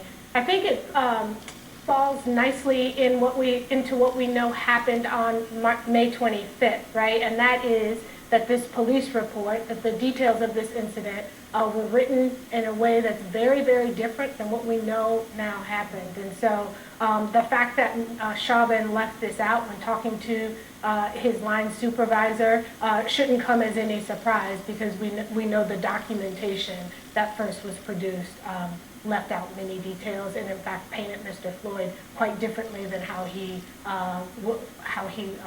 presented on that day. You know, and Aisha, we did hear that audio tape of the former police officer Chauvin saying that George Floyd was, quote, going crazy. Was that an attempt to bolster his own version of events, or potentially a dog whistle, if you will? Well, I think it's both. I think it's both, to be clear. Obviously, you know, you want to be able to make the point that the use of force is justified. And so even in this day and age, knowing that there were cameras all around him, in people's hands, on street poles, inside stores, and even on his body or on his partner's bodies, he decided that he was going to give a verbal statement that contradicted that video evidence. And then in many ways, right, I think we know that the history of racism in America and the way that works in our criminal legal system works to the benefit of an individual who's able to use that dog whistle. And so I think it's both, and in some respects, as Bakari said earlier, if there's just one juror who hears that and it resonates with them, then he has what he needs. Captain Ron Johnson is joining us as well, formerly with the Missouri State Highway Patrol. Captain Johnson, the Minneapolis police sergeant who testified that the restraint by an officer should stop when the person is handcuffed, no longer resisting. Clearly that happened, right? Clearly that happened, and the sergeant's testimony was really strong. I know there's been some talk about how short his answers were, because I think his answers were short because the policies and procedures of that department were clear, and that's basically what he was stating to everybody. They were clear what should have happened here in that circumstance. And when the attorney talked about the gun battle, would you give aid in a gun battle? Well, if you're in a gun battle, you're not going to have your hand in your pocket. And I think the sergeant said you do both. You make sure that you render aid and you can do both. Well, clearly it didn't stop when George Floyd was on the ground. He wasn't resisting. He was just lying there. Yet the effort by Chauvin to continue with the knee on his neck, that continued for several more minutes. Right, Captain Johnson? Yes, there were opportunities to render aid. You saw that there was no movement from Mr. Floyd, no movement at all. And you also know that they talked about training, that if you keep someone on their stomach for a long period of time, it inhibits their breathing. And yesterday we heard one of the officers say, hey, we need to turn him over on his side. And so in their training, they were told that if someone starts complaining of breathing and those things, this may be an issue. So their training, they had heard that. And what Mr. Floyd was exhibiting and what he was saying went in line with what they heard in their training that they would see. You know, Bakari, earlier in the test, doesn't have hope, as we'll hear about. Fracture now might not is necessary once someone is in handcuffs, and certainly not once they're non-responsive. Absolutely. This is an avalanche in this case. When you talk about the amount of witnesses, the amount of individuals that all together from different points of view and different vantage points came to one conscious thought. This is excessive force. This was unnecessary. And that type of avalanche can be very dangerous for the defense, because the only person that can counteract that is Derek Chauvin. However, you have to make the assessment. Once there's a death that is this emotionally charged, is anything he's going to say going to give any probative value to the case? And the truth is, in something of this nature, I don't know that there is. He can't get in on the stand and say, I recognize what's happening, and I'm sorry. That's not enough. And since it's not on their burden, I think it's actually more damaging for him to get on the stand than to not.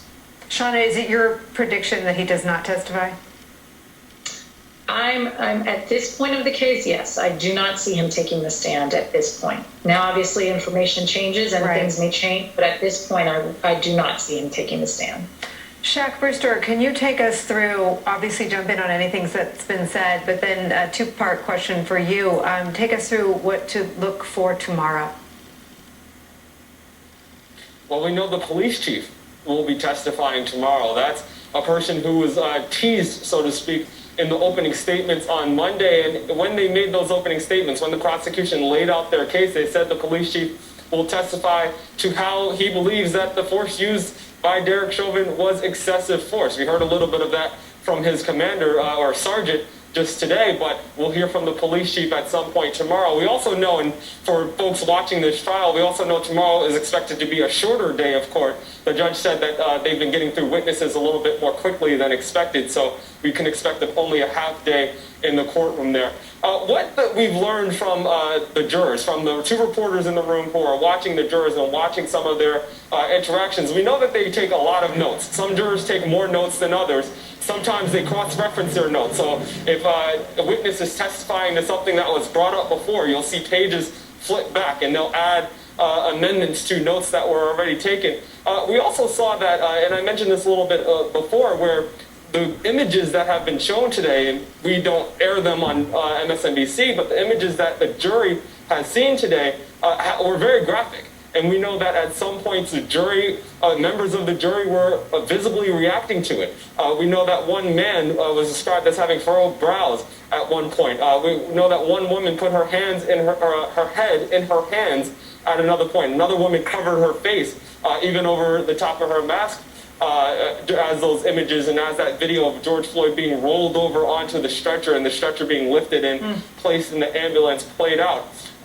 Not only do you have those reactions from the jurors, but remember, the brother of George Floyd is inside the courtroom sitting there. And at some point, you see descriptions of him holding his stomach. You see descriptions of him looking down, avoiding the screens, even as you can hear the crowd begging and pleading for the officers to get off the neck of George Floyd. So it is an emotional experience, it seems. I haven't been in, but based on the account, it seems like it's an emotional experience in that courtroom. A lot of reactions that we are not seeing from the television, even as we're watching, and as you see, the testimony is so compelling. Nicole? Chuck Rosenberg, the chief of police, is testifying tomorrow for the prosecution. Is that normal? I mean, is that standard for the chief of police to testify in a case against one of their officers? It's not. Nothing about this is typical in the sense that, this case seems on surface to be so egregious. I would expect any police officer to be outraged by what Officer Chauvin did. I think it makes sense for the chief of police to be a witness here. The city of Minneapolis, Hennepin County, the state of Minnesota needs to hear from the chief. It's not typical because normally you don't need the chief of police to say what seems so obvious to everyone else, but I think it will be impactful, Nicole, to have the chief put their imprimatur on this case. I imagine they will be asked similar questions to Sergeant Ploger about use of force and training. We're sort of on the cusp of hearing expert testimony. Experts will be allowed to give their opinions about what happened and why. It's even possible that in a limited way the chief will be qualified as an expert. I don't know precisely what they plan to do with the chief, but I think it's important testimony and I'm looking forward to hearing it. Need at a price you can afford. Good, Dana. Way to go, Dana. Thank you. That's it for us. Spectrum Report is up next. Hey, Brett. Danny, your sports knowledge is really something. Just a commentary. One is the climbing on the balloon, that's crazy. Two, not doing it. Congratulations to the Waters family and Jesse and little Jesse, another viewer for the 5. That's right. In Jesse's world. Jesse and Emma's world. All of it. You got it. All right, we'll see you guys. Good evening. Welcome to Washington. I'm Brett Baer. Fresh off the debut of his $2 trillion infrastructure plan, President Biden held his first cabinet meeting today. Trial. Tell us about Chauvin's use of force on Floyd. Well, Wolf, bottom line, Derek Chauvin's supervisory sergeant at the time believes and testified that he believes excessive force was used on George Floyd. He was the final witness called as part of a day where we was really centered on what happened when medical help arrived on May of 2020 that day and the immediate aftermath. The moments when paramedics arrived and George Floyd appeared unresponsive in May 2020 are coming into clear focus. In audio played in court, Derek Chauvin is heard on the phone describing what had just happened. Had to hold the guy down. He was going crazy. Wasn't going. I'm not sure the moment. Wasn't going in the back of the squad. He was talking to the supervising police sergeant on duty at the time, David Ploger. Do you have an opinion as to when the restraint of Mr. Floyd should have ended in this encounter?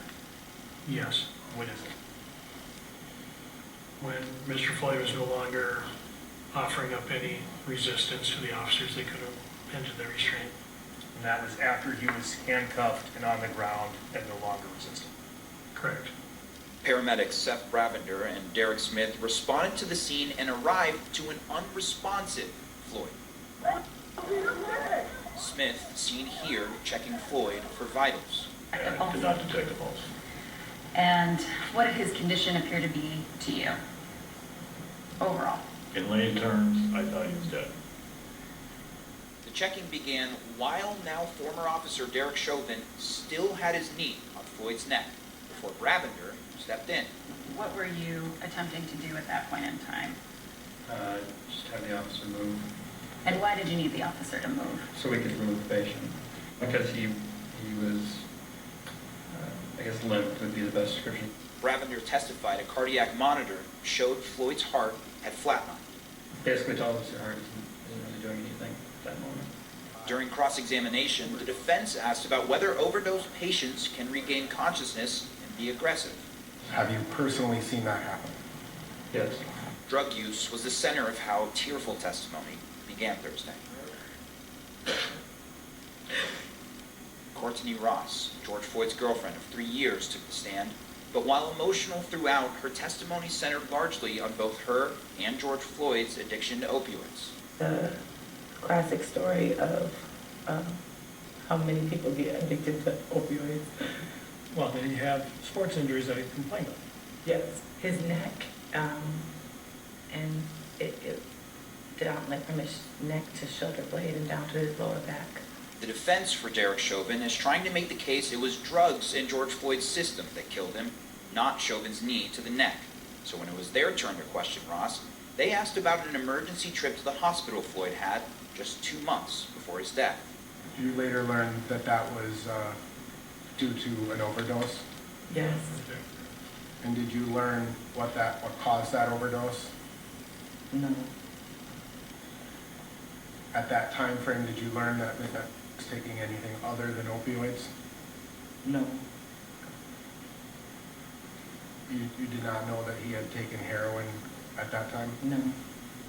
She testified days before he died, Floyd was using again, but never complained of shortness of breath or difficulty breathing. Had Mr. Floyd been an active person physically?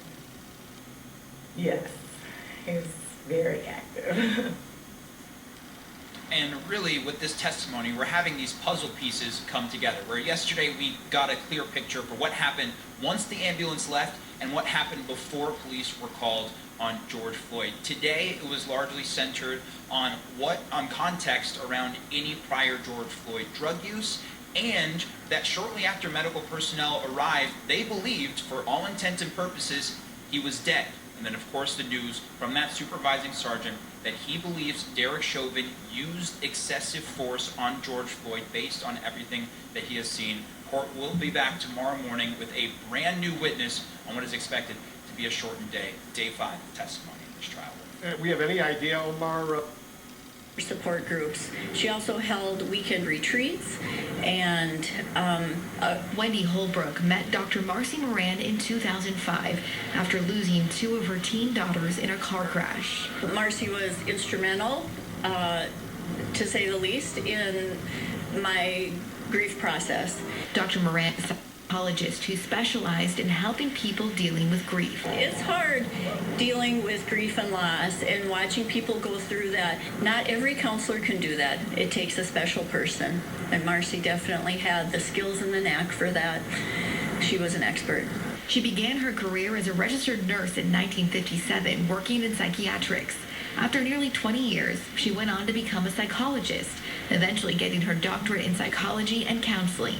People refer to Marcy as Dr. Moran, and because that was her title, and she was a trailblazer. I mean, she advocated for the changes needed in mental health to remove the stigma, and I think she made a lot of strides in that. She was the director of psychology at Mercy Hospital in Sioux City in 1989 when United Flight 232 crashed and led the community mental health response. That's the person that Marcy was. She gave out her personal cell phone number, and she helped people. She then went on to become the director of behavioral health services at Avera McKinnon Hospital in Sioux Falls, a post she retired from in 2002. But Dr. Moran never really stopped working. In retirement, she came over here and worked full-time creating the grief program. She served as the director of Catholic Family Services for many more years. For what we traditionally think of retirement, but it was Marcy's passion. So I would say that was her ideal retirement, helping people. A Dr. Moran lost her husband in April 2020 while they were quarantined at Grand Living in Lake Lorraine. She then started a grief group for other residents who had lost loved ones during the pandemic. She died on January 21st. Now you can watch the full half-hour Remarkable Women special tonight on Kelo TV right after the 6 o'clock news. Well, tonight there is more good news for people who received their Pfizer vaccine. We'll let you know about a new study coming up. Plus, March Madness is still ongoing. With his supervisor who first responded, they used a little force. I touched it with my knee. Didn't mention any of that 9-10 minute distance, everyone. All right, stand by for a moment. I want to bring back retired Sergeant Ron Johnson of the Missouri State Highway Patrol. As you know, Sergeant, two paramedics Captain Ron Johnson. Two paramedics testified today that they described seeing Floyd totally unresponsive when they actually first arrived on the scene. Have we heard this much detail on the medical response before today? No, we have not. And there was some strong testimony that it was obvious when they pulled up. And really, before they started rendering aid, they saw that. What really was strong to me and touching is that they had to move the officer off of Mr. Floyd, that they had to remove him off of him. And you could tell that they were doing their best. But I think, like you say, giving chest compressions, that's something officers are trained on. And so those officers had the ability there to assist in saving Mr. Floyd's life. And Captain Johnson, one of those paramedics actually said there was no reason why the Minneapolis police didn't start chest compressions, which potentially could have saved his life, maybe. He testified that any layperson could actually do that. You didn't need to be a firefighter or a police officer. Did Chauvin fail in his duty to provide that kind of potentially life-saving care? Yes, I believe so, because you always have to assess the situation that's there. And from the time that you're using force, you have to continue to assess what's going on. And there was no assessment there. Well, the way they started, and that's the way they ended. So they never did assessment. So there were plenty of opportunities to help save Mr. Floyd's life. Let's talk, Sergeant Dorsey, about what happened today. The prosecution brought George Floyd's 3-year girlfriend as a witness, very emotional. She said both she and Floyd struggled with addiction after being prescribed opioids, but she also spoke about how they met, the story of their first kiss, the dates they went on. How do the personal, humanizing details like that shape a case?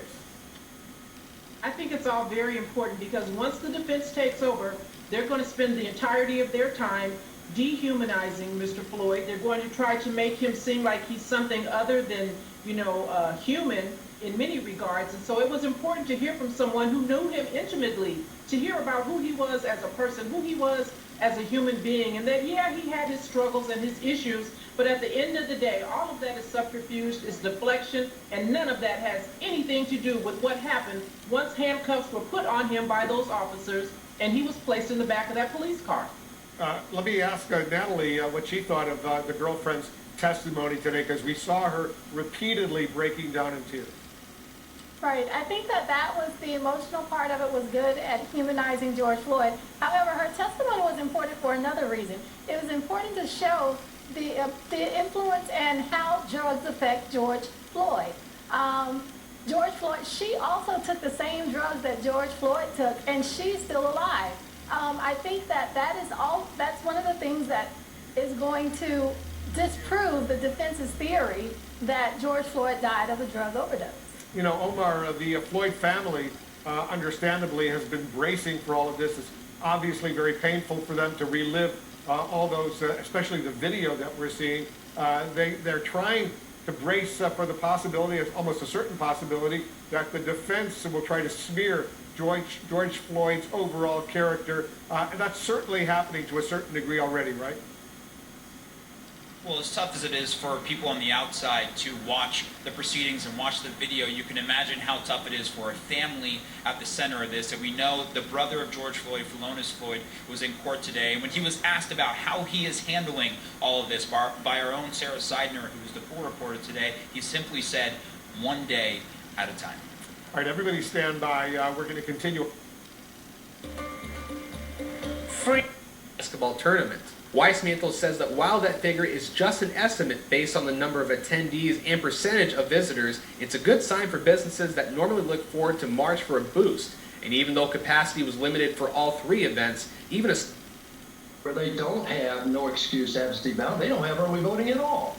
And so, you know, imagine what we would have gotten, the criticism Georgia would have gotten had they done that and gone back to what the state of Delaware has. Even New Jersey was applauded this week for expanding to 9 days their early voting period. We have 17 days now in this bill, could be 19 days if they choose to do 2 additional Sunday voting days. Everything that President Biden has accused Georgia, from water to Sunday voting to the hours, has been absolutely false. And this is nothing but a continuation of pandering to the black community of Georgia. Sooner than later, they're going to wake up and realize the Democrats keep lying to them about this thing about voter access. You know, your fellow conservatives are piping up on Twitter. Eric Erickson tweets, Democrats promised Georgians $2,000 stimulus checks, gave them $1,400, and reduced the pool of eligible people to receive them. Now they're calling for an economic boycott of the state. Okay, then. I want to talk to you briefly about your election. On the election day, you had 49.8% of the vote over John Ossoff at 47.8%. But then the runoff happens, and Ossoff gets 50.4% to your 49.6%. What happened in your assessment? You say you're not running for office, you're not in office, and you can be straight with the viewers. Do you think it was the call by President Trump that the election was stolen from him that hurt you? Well, first of all, I was straight with the voters when I was in office and running, but, you know, this is what happened. 800,000 people in Georgia, more than 800,000, who voted in November, did not vote in January. And the irony of the Democrat story that they're trying to perpetrate here, Brett, is this, is that when everybody votes in the state of Georgia, Republicans win. You just mentioned it in November. Yeah, and cliches and bad ideas linger and endure for all sorts of the wrong reasons. You and I have spoken about fact-checking this idea. If something has tens of millions of Republicans supporting it, by definition, one senator or 10 doesn't cancel that out. It just adds to the number. So Collins, McConnell, whomever can't cancel out all these other Republican voters. And it's incumbent, I think, on Washington to sort of relearn that and not just use the pun intended incumbent premises about some of this. Michelle's going to stick with us. I know you agree too, so thank you very much, because we have a break. But a lot more coming up, including why the president did something he hadn't done yet today. And tonight on The Beat, our special interview, we're going to be joined by leaders from 3 different generations of civil rights advocacy. We're talking about, of course, this trial, but also policing and the wider structural reforms that people are calling for. The context here is at the very beginning of the Trump presidency, we also gathered civil rights leaders. This was in Harlem for a frank, candid discussion about these problems and solutions. We were young activists. We went where they didn't want us, when they didn't want us. I'll never forget the first time I was tear gassed, and I was like, I just didn't think that this would be something I would have to do. Most of our leaders, Malcolm, Martin, got killed before they were 40. Right. We just learned that our leaders could get old. The lessons from that time, I think, are so pertinent to this moment right now. That's tonight on The Beat. Stay with us.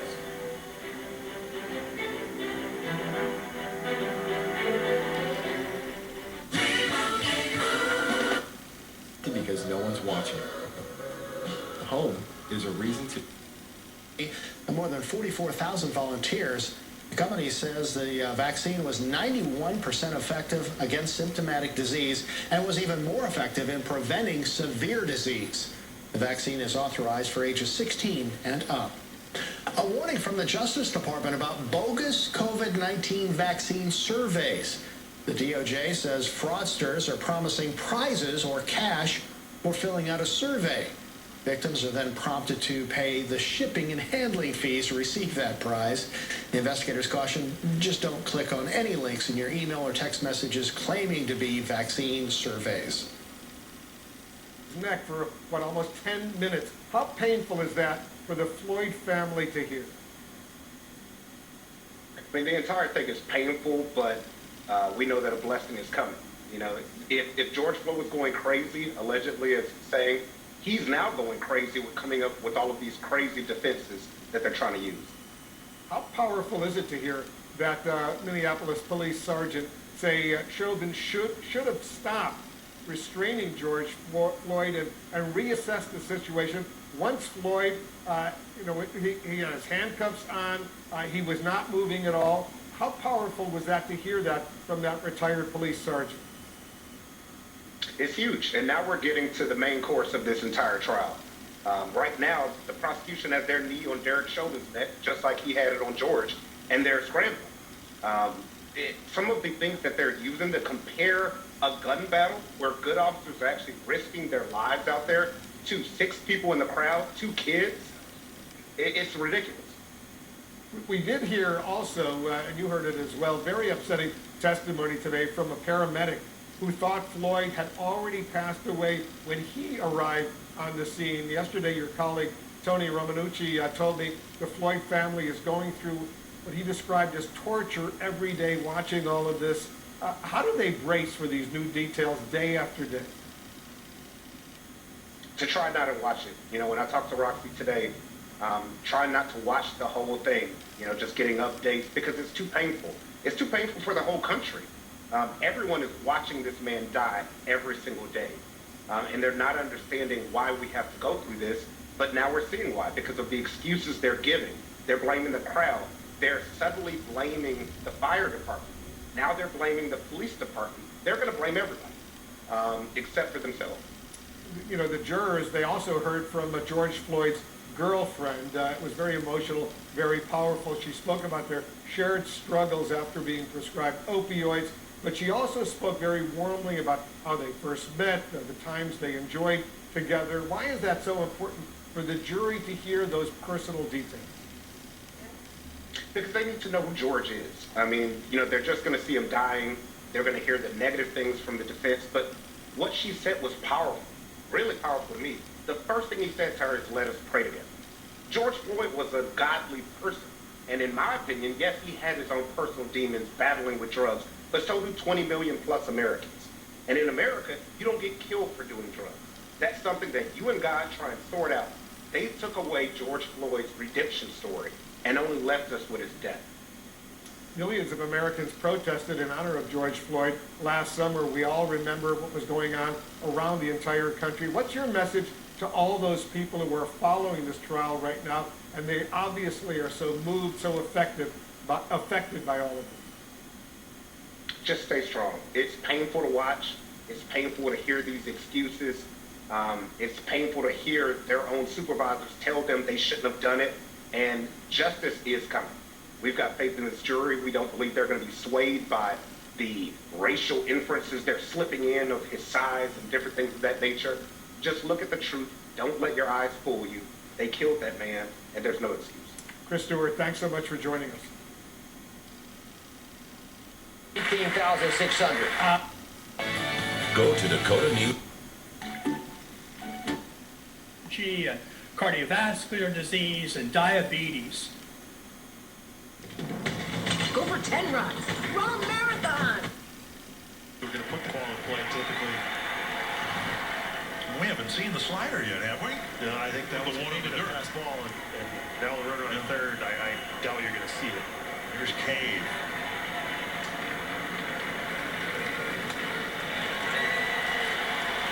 Strike on the outside edge.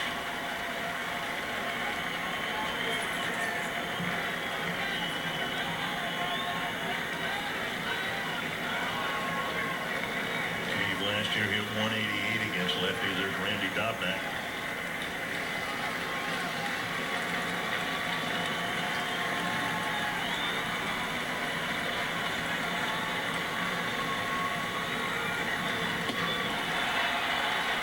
Here it is. Hit it. They're almost impossible to catch up to in that part of the strike zone. Just reach it back and let it fly.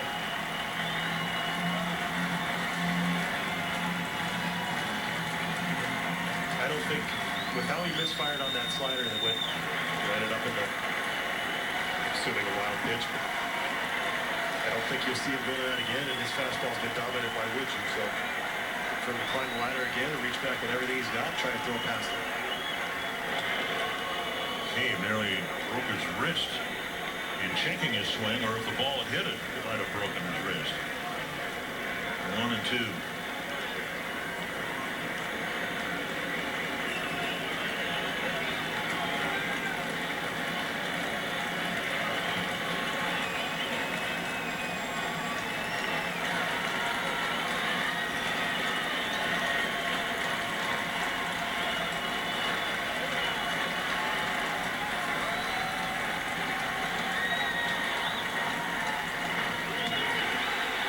overpowering.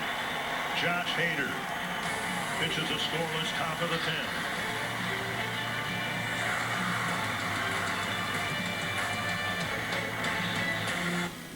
When it comes to the economic...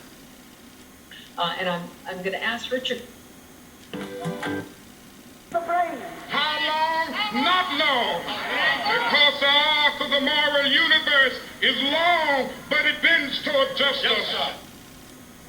And that brings us to what we have up next for you. A very special conversation here on The Beat after 4 years of Trump with a new president and wide, big pushes for social justice. We are going to speak with 4 civil rights leaders and icons as part of a Beat special report.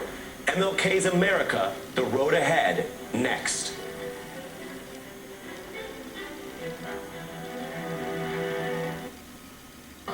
Makes it effortless. The Ego Select Cut Motor. Only there. Not impossible. We could actually see a thunder shower in western South Dakota on Tuesday. Thank you, Jay. We have a winner in this year's Downtown Mash Madness. We'll hear from the maker. To be grateful for helps and take the edge off the grief a little bit. With your Avera Medical Minute, Beth Warden, Dakota News Now. Link says the fundamentals to improving mental health include good sleep, nutrition, and movement. To find other behavioral health services to help process the difficulty of the pandemic, head on over to avera.org. We'll be right back. Dakota News Now is sponsored by Billion Automotive. Now, maybe she can help fix my loop. It fits your style. With our unique tubble. Start with a mental mistake as much as anything. Obviously hard to understand this when you're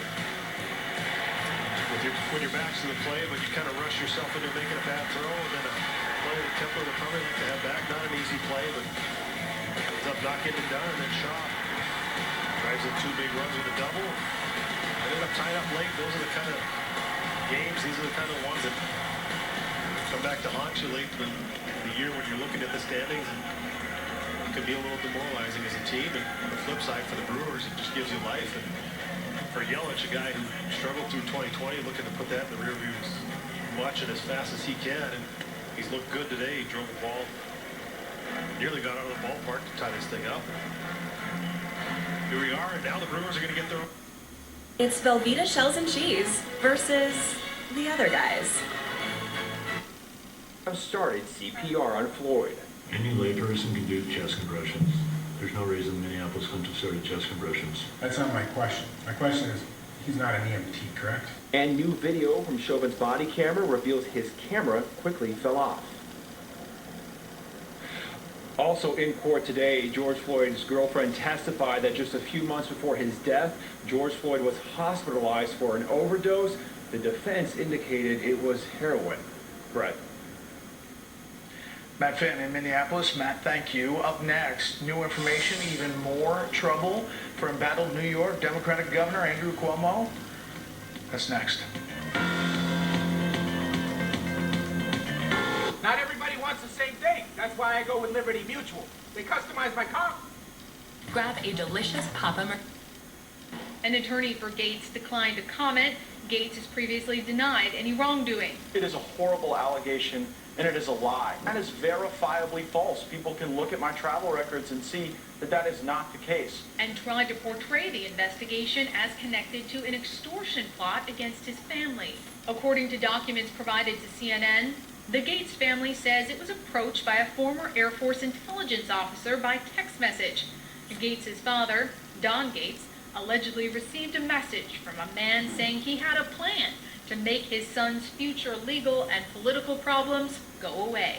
In a simple, unsigned document titled Project Homecoming, it states Gates was currently under investigation by the FBI for various public corruption and public integrity issues, including a sexual orgy with underage prostitutes. In return, the document asked for a $25 million loan to fund an operation to rescue Robert Levinson, a former FBI agent who went missing in Iran in 2007.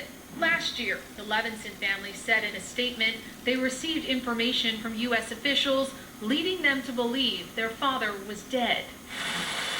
That same day, President Trump said this. It's not looking great, but I won't accept that he's dead.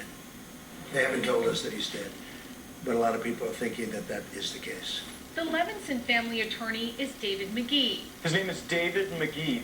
The same man Congressman Gates named in a Fox News interview, blaming him for the extortion attempt. I know that there was a demand for money in exchange for a commitment that he could make this investigation go away along with his co-conspirators. McGee's law office responded in a statement, the allegation by the congressman is both false and defamatory. Then Attorney General Bill Barr received multiple briefings while he was in office on the sex trafficking investigation into Gates. A source familiar with the matter tells CNN Barr did not take issue with the investigation, which began in the final months of the Trump administration. At stake is the Florida Republicans' political future. Today, House Speaker Nancy Pelosi weighing in on whether Gates will return to his committee assignments. If, in fact, these allegations are true, of course, being removed from the Judiciary Committee is the least that could be done. But again, I think from what we've heard so far, this would be a matter for the Ethics Committee. Gates previously claimed his father was asked by the government to wear a wire to catch the alleged extorters. Tonight, he demanded the government release those recordings. But emails obtained by CNN between Gates' attorney and the Justice Department appear to confirm Gates' father is cooperating, but they say nothing about a wire or any case. The Justice Department has declined to comment. Well, All right, Paula, thank you very much. Step up to keep the movies playing. Coming up in tonight's Eye on Keloland, we'll find out what this theater means to the surrounding communities. Sunny and even warmer tomorrow with that brisk south wind, 67 in Sioux Falls, the 70s for highs in the north and west. Have a great night, everyone. We'll see you later.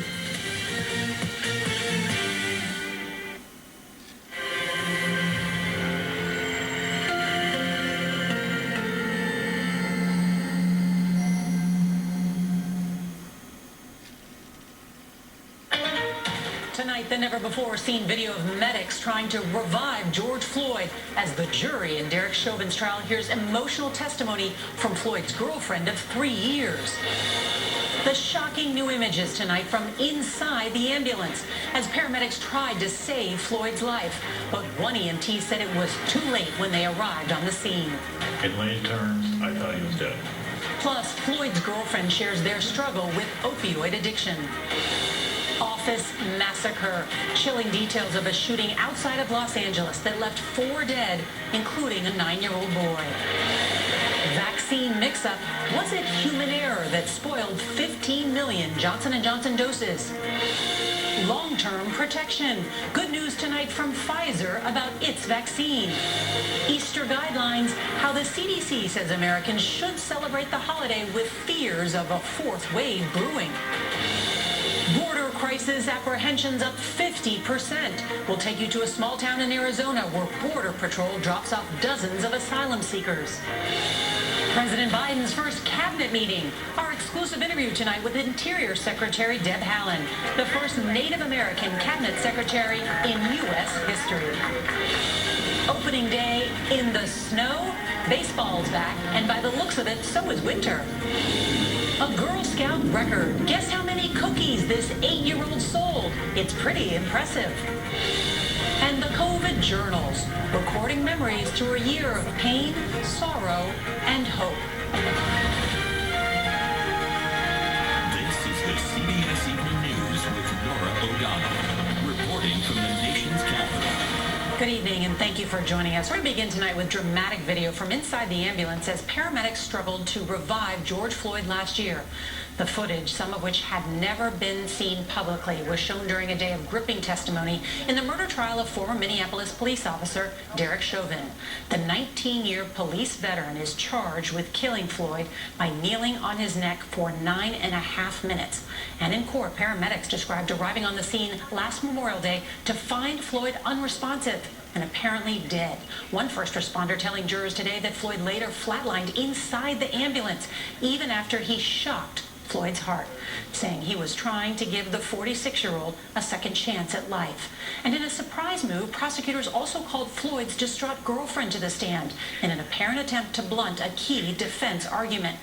And we've got some news tonight about a star witness now expected to testify tomorrow.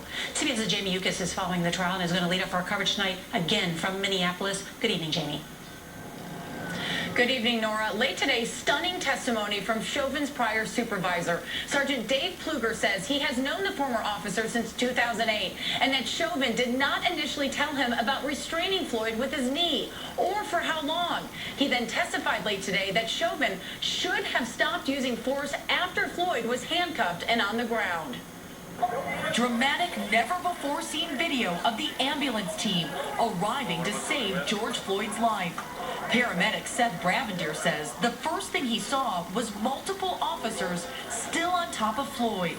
From what I could see where I was at, I didn't see any breathing or movement or anything like that. Bravender makes a hand gesture at Officer Derek Chauvin, telling him to move, as his partner, paramedic Derek Smith, checked Floyd's pulse. What did his condition appear to be to you overall? In lay terms, I thought he was dead. Smith says he wanted to move Floyd to a different location to get away from the crowd. There was multiple cell phones out. There was elevated tones used. The prosecution showed these disturbing images inside the ambulance as emergency responders worked frantically to resuscitate Floyd. They say the cardiac monitor showed Floyd had flatlined. At any point, did he regenerate a pulse or come to? Was he revived? No. And today, jurors learned about George Floyd, the man, from the woman who loved him. Floyd's girlfriend, Courtney Ross, says they first met at a shelter where he had worked. She was there to talk to her son's father and was visibly distressed when Floyd approached her. He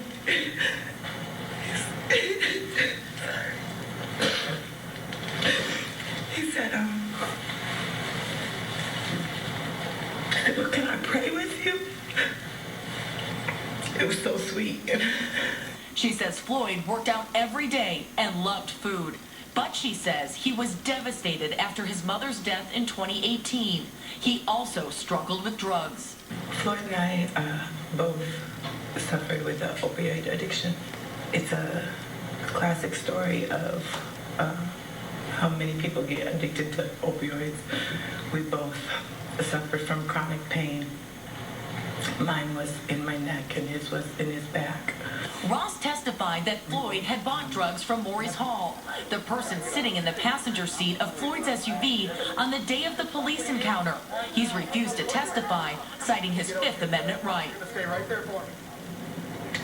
Tomorrow, prosecutors are expected to use the Minneapolis police chief to make their case against his own former officer. He fired Chauvin days after George Floyd died, and all eyes will be on the answer to one question. In his opinion, did Derek Chauvin use excessive force when his knee was on George Floyd's neck? Nora? We'll all be watching. Jamie Yukas, thank you.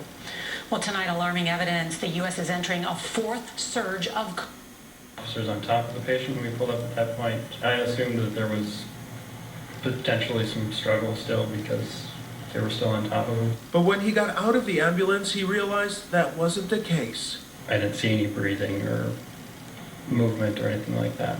Did he appear to be unresponsive to you at that point in time? From what I could tell, just standing from a distance, yes.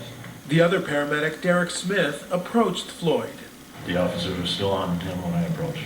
And what did his condition appear to be to you overall? In lay terms, I thought he was dead.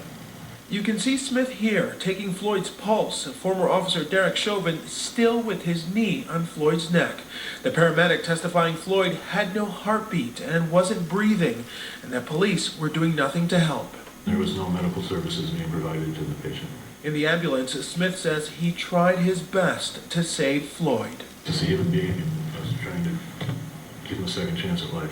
But it was too late. When I showed up, he was deceased, and I dropped him off at the hospital, and he was still in cardiac arrest.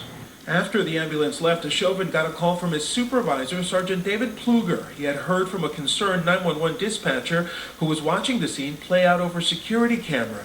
She testified that she thought the video had frozen because the officers were on top of Floyd for so long. She says she knew something was wrong and called the sergeant. You can call me a snitch if you want to, and all of them sat on this man.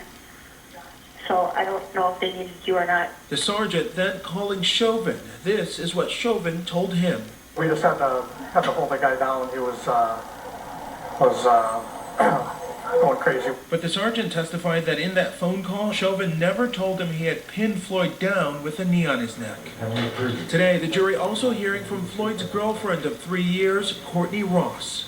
We saw each other as much as we possibly could.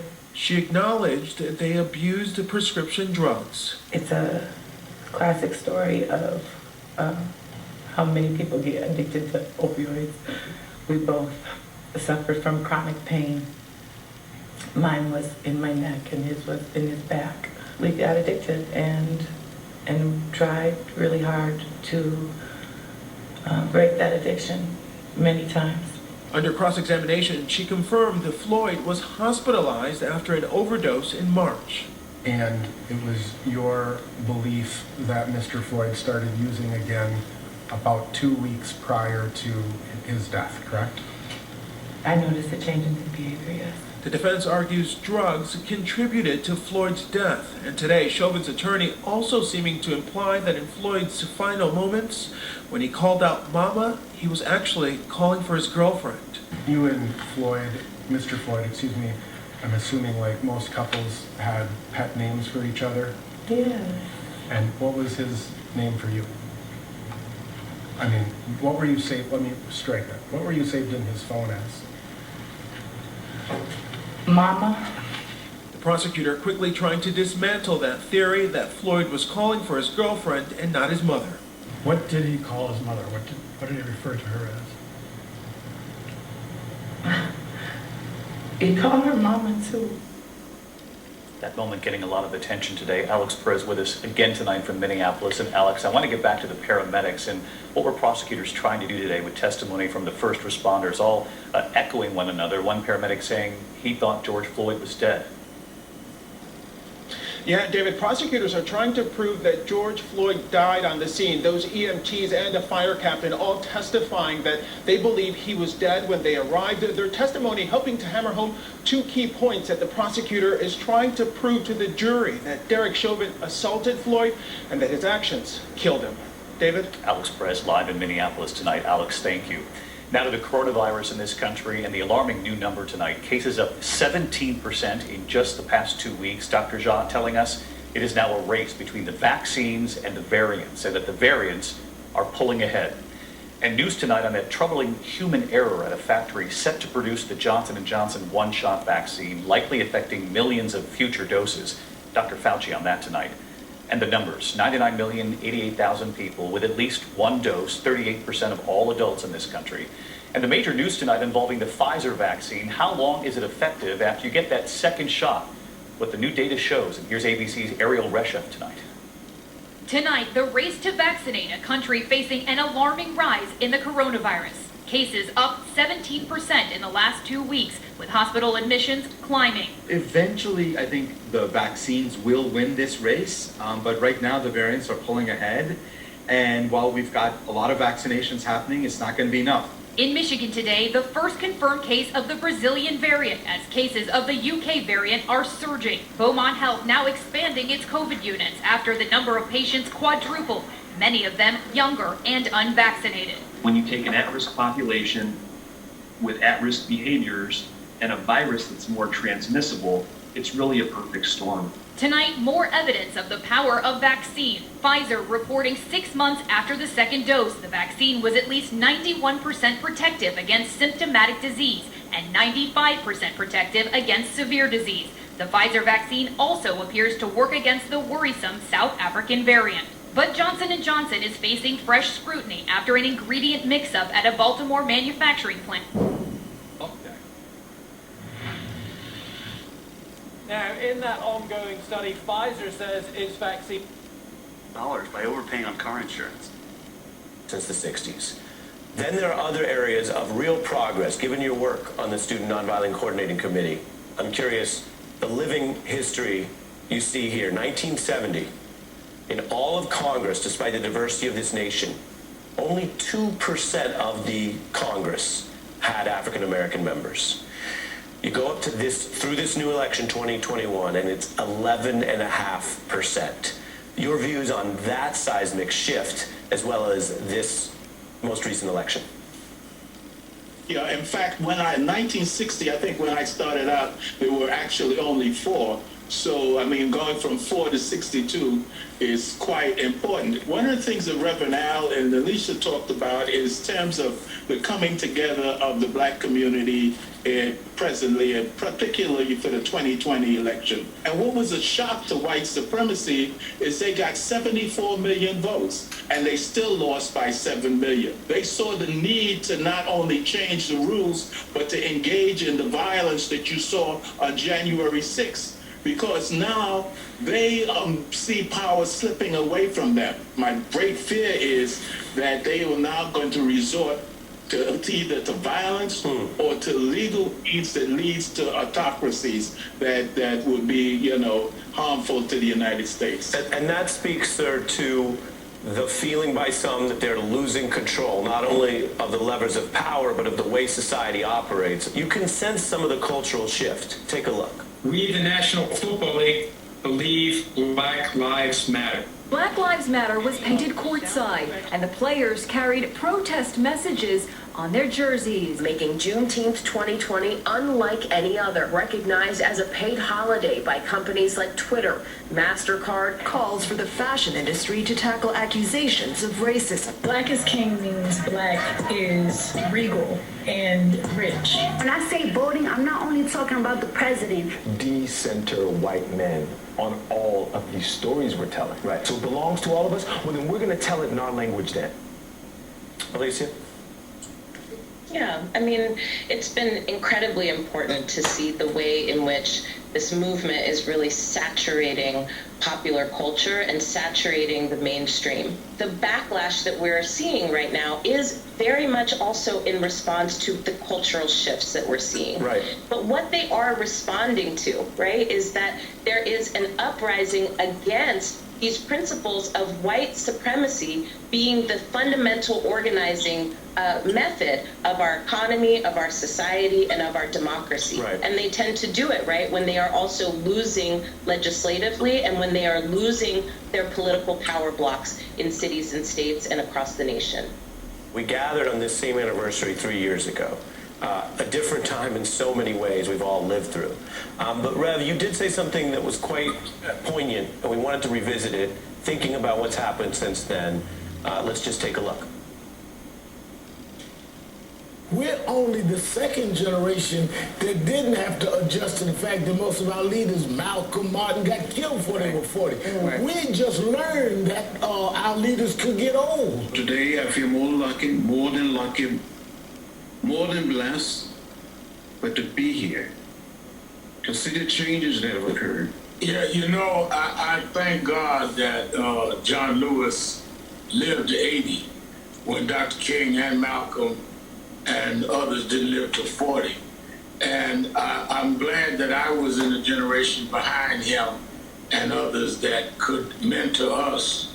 And we learned how to get old. We used to fight the whole saying, get off the stage. We learned how to get older and understand young people have to have their space and have to have their deals the way they see it, just like we did. I used to give Reverend Jackson, Reverend Jones a fit when I was young.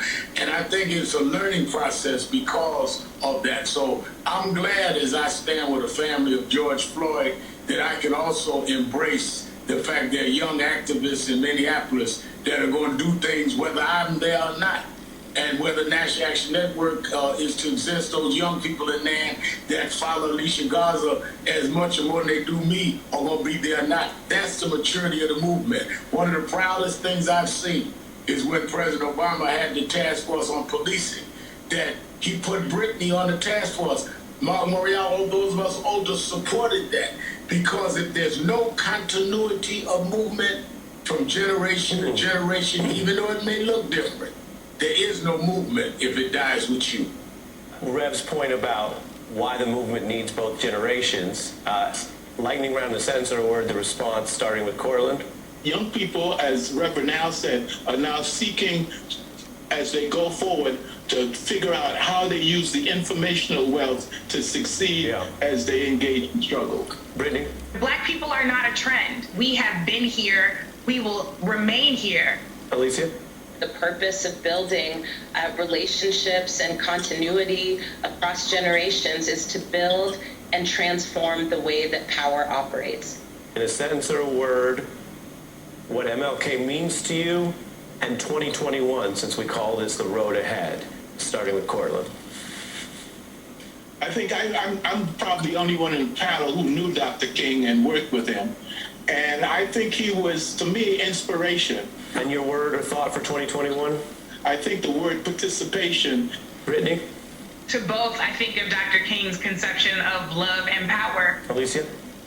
I'm going to say the fierce urgency of now. Reverend Sharpton? He's the model of my theology, my activism, and what I measure myself to try and become. 21 means to me that we've got to reimagine what the American dream is by reimagining what America is.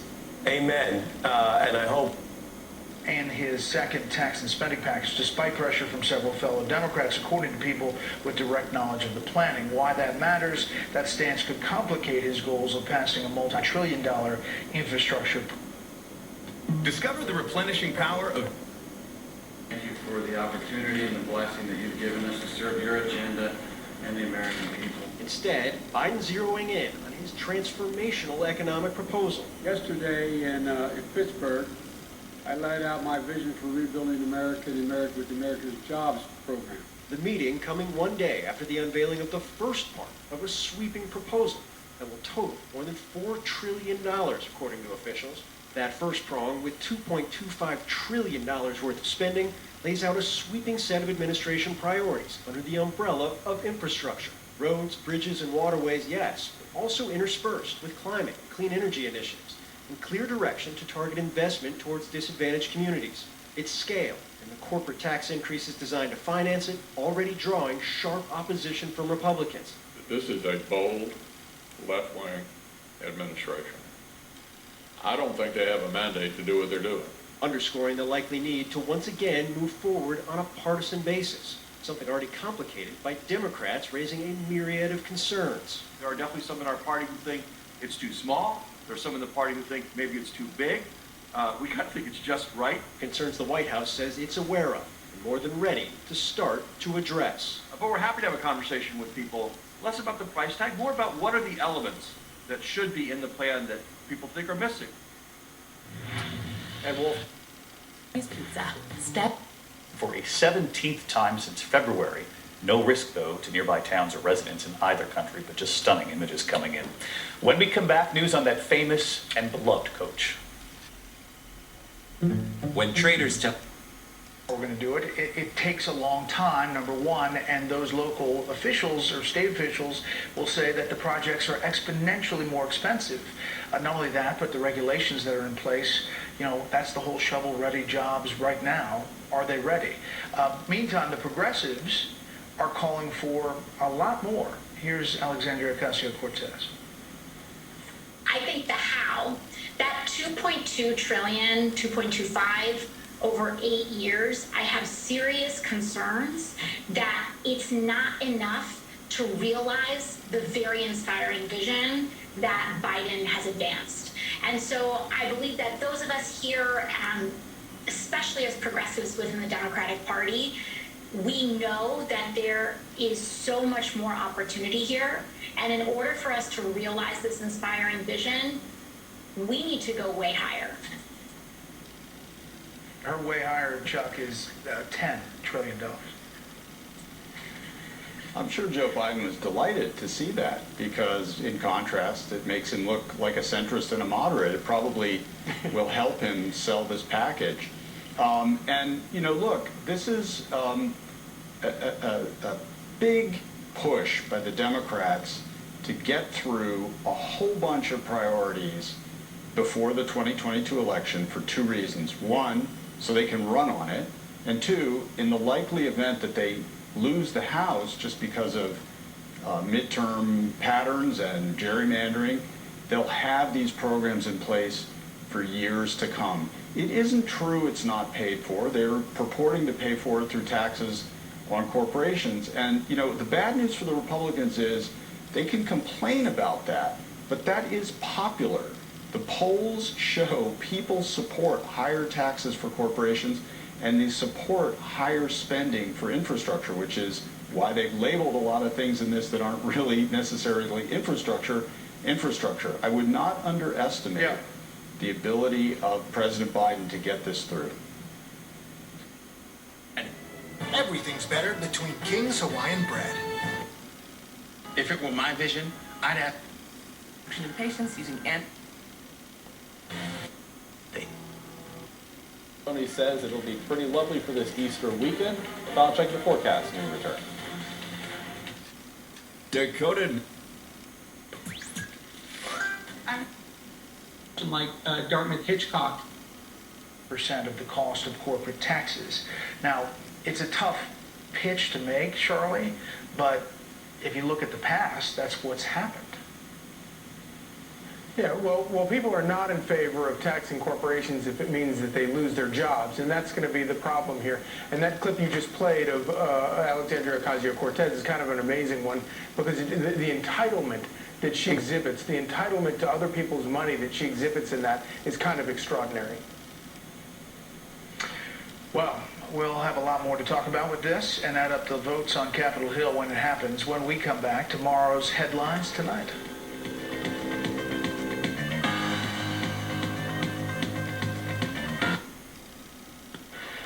As we see increases in cases, we can't afford to let our guard down. We are so close, so very close to getting back to the everyday activities we all miss so much. But no, we're not quite there yet. That is, very literally, a public service announcement. Now, one final note I did want to share with you. We really appreciated the experts that we had here on civil rights in this conversation as our special commenced tonight, MLK's America, The Road Ahead. There are other parts that we haven't been able to show you from Rev Sharpton and the other experts, and we're going to post that tonight online.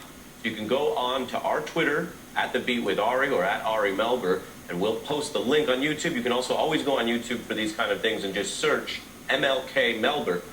More than one way to find it. We want to share with you more of what aired. I also want you to know, while we're doing programming notes, that my colleague, Joy Reid, will have the first interview with Georgia State Representative Park Cannon. That's coming up tonight. That's her first discussion on air since that very controversial arrest when she protested the Georgia voter bill. The readout with Joy Reid comes up right after this short break.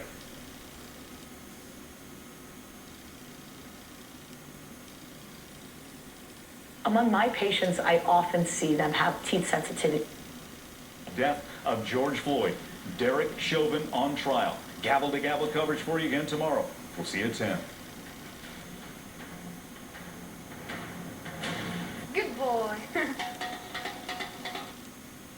Explore some different scenarios. As early as December 30th, suggesting the protesters may have been inclined to become violent, but that the department did not prepare a comprehensive department-wide plan for demonstrations planned for January 6th. You'd like to think that with adequate planning and preparation, you could have done a much better job to keep them from at least getting inside the Capitol. The Inspector General also criticized the Capitol Police for not passing around information from outside agencies, like a memo from the FBI's Norfolk Field Office that was disseminated the day before the riot, warning of a war at the Capitol. The new report says a Capitol Police intelligence officer sent that FBI memo around internally, but the current and former Capitol Police chiefs have said it never got to their level, and they were never warned about the potential scale of the attack. No credible threat indicated that tens of thousands would attack the U.S. Capitol, nor did the intelligence received from the FBI or any other law enforcement partner indicate such a threat. They've got to look internally at their intelligence capabilities, communications, their preparation. Certainly there's already been talk about a rapid deployment force and so forth. Meantime, the attorney for 2 U.S. Capitol Police officers who are suing former President Donald Trump has spoken to CNN. Officer Sidney Hemby says he was crushed against doors, sprayed with chemicals. Officer James Blassingame says he was slammed against a stone column. The officers say they suffered those injuries because Trump allegedly inflamed, encouraged, incited, and directed the mob. They were attacked over and over and over by people who told them, hey, we came from the president and you should join us. The former president has denied inciting the riot. This comes as prosecutors have charged rioter Daniel Rodriguez with 8 counts, including assaulting an officer, for the attack on D.C. Metropolitan Police Officer Michael Fanone. It was brutal. In court documents, prosecutors say Rodriguez tased Officer Fanone, beat him with a flagpole. Fanone was dragged down the steps of the Capitol and says rioters screamed to kill him with his own gun. Fanone did tell CNN some rioters surrounding him tried to help him, but I think kind of the conclusion I've come to is like, thank you, but you for being there. Officer Fanone says he suffered a heart attack from the tasing in addition to a concussion, traumatic brain injury, and post-traumatic stress disorder. The man who allegedly tased him, Daniel Rodriguez, has not yet entered a plea. Wolf? All right, Brian Todd reporting from here in Washington. Brian, thank you very, very much. Finally tonight, we remember one of CNN's original anchors, Don Farmer. He died yesterday at the age of 82. Don and his wife, Chris Curl, were hired by Ted Turner to help launch the network back in 1980. They covered many, many breaking stories. They interviewed many newsmakers during their 7 years here at CNN. Welcome to this Thursday edition of Take Two. We're glad you could join us today. I'm Don Farmer. And I'm Chris Curl, and here's what we have planned for you today on Take Two. Remember those days. Don spent a lifetime pursuing his passion for journalism as an anchor, a war correspondent, a newspaper man, and an author. All of us here at CNN are truly grateful for his role in helping to build our network. And we send our deepest, deepest condolences to his beloved Chris, his daughter Lori, his son Justin, and all the grandchildren. May Don Farmer rest in peace, and may his memory be a blessing. Thanks very much for watching. I'm Wolf Blitzer in the Situation Room. You can always follow me on Twitter and Instagram at Wolf Blitzer. You can always tweet the show at CNN Sit Room. Aaron Burnett out front starts right.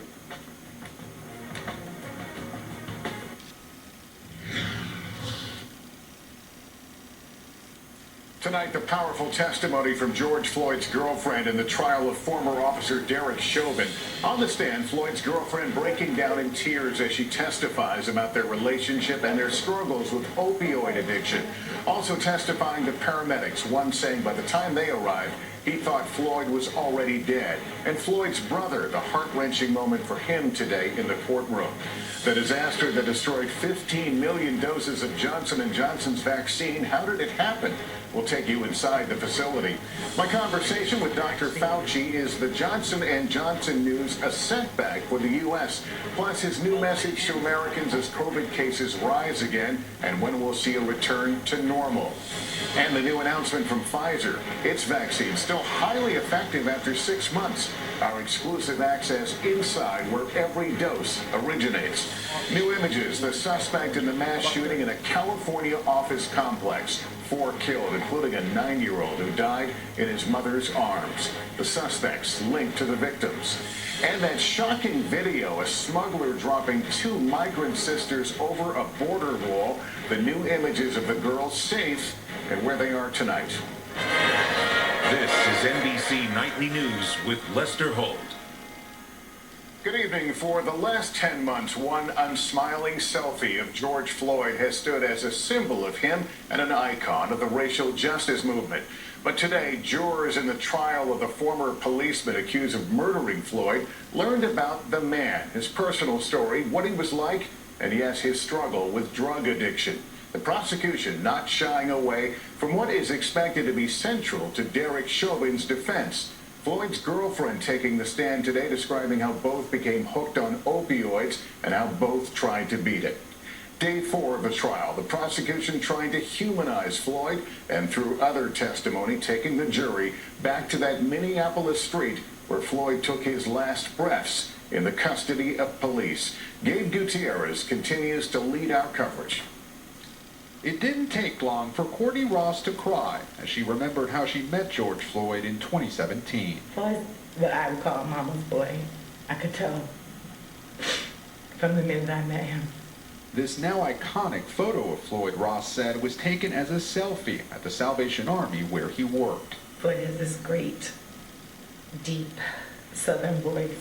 They began dating, and she told jurors how he was devastated by the death of his mother. He seemed kind of like a shell of himself. Like he was broken. He seemed so sad. During her testimony, meant to humanize Floyd, one juror off camera had a furrowed brow and one of his hands up by his masked face, seemingly emotional. Ross said injuries and his desire to still be physically active led Floyd to pain pills. We both suffered from chronic pain. Mine was in my neck and his was in his back. We got addicted and tried really hard to break that addiction many times. In March of 2020, Ross testified she drove Floyd to the hospital and learned he'd overdosed. You did not know that he had taken heroin at that time? No. Derek Chauvin's defense team has argued that Floyd's underlying health conditions and drug use killed him. Not the 9 minutes and 29 seconds that prosecutors say the former Minneapolis officer held his knee on Floyd's neck. The next two witnesses, paramedics, said Floyd had no pulse when EMS arrived at the scene. I didn't see any breathing or movement or anything like that. In lay terms, I thought he was dead. Today's testimony came after prosecutors on Wednesday played body camera videos from all 4 officers that responded, including Chauvin's, which had not been seen publicly before. His camera fell beneath a police squad car as officers struggled with Floyd. Later, Chauvin's voice is heard explaining why he restrained Floyd for so long. Trying to control this guy because he's a sizable guy. Yeah, looks like he's probably on something. Today, Philonis Floyd was in the courtroom as prosecutors showed graphic images of the efforts to resuscitate his brother inside the ambulance. There's no justification why a person should put their knee and all of their weight on a man's neck until they pass. He was tortured to death. Late today, Chauvin's shift supervisor testified that officers should not keep restraining suspects when they're handcuffed and not moving, Lester. And Gabe, who's expected to testify tomorrow? Well, the prosecution team told the judge, Lester, that they intend to call the Minneapolis police chief to the stand tomorrow. All right, Gabe Gutierrez, thank you. The FDA is investigating a serious manufacturing mistake, forcing Johnson & Johnson to throw out ingredients for 15 million of its vaccine doses. This comes as almost 100 million Americans have received at least one shot. Let's begin here with Tom Costello on the setback.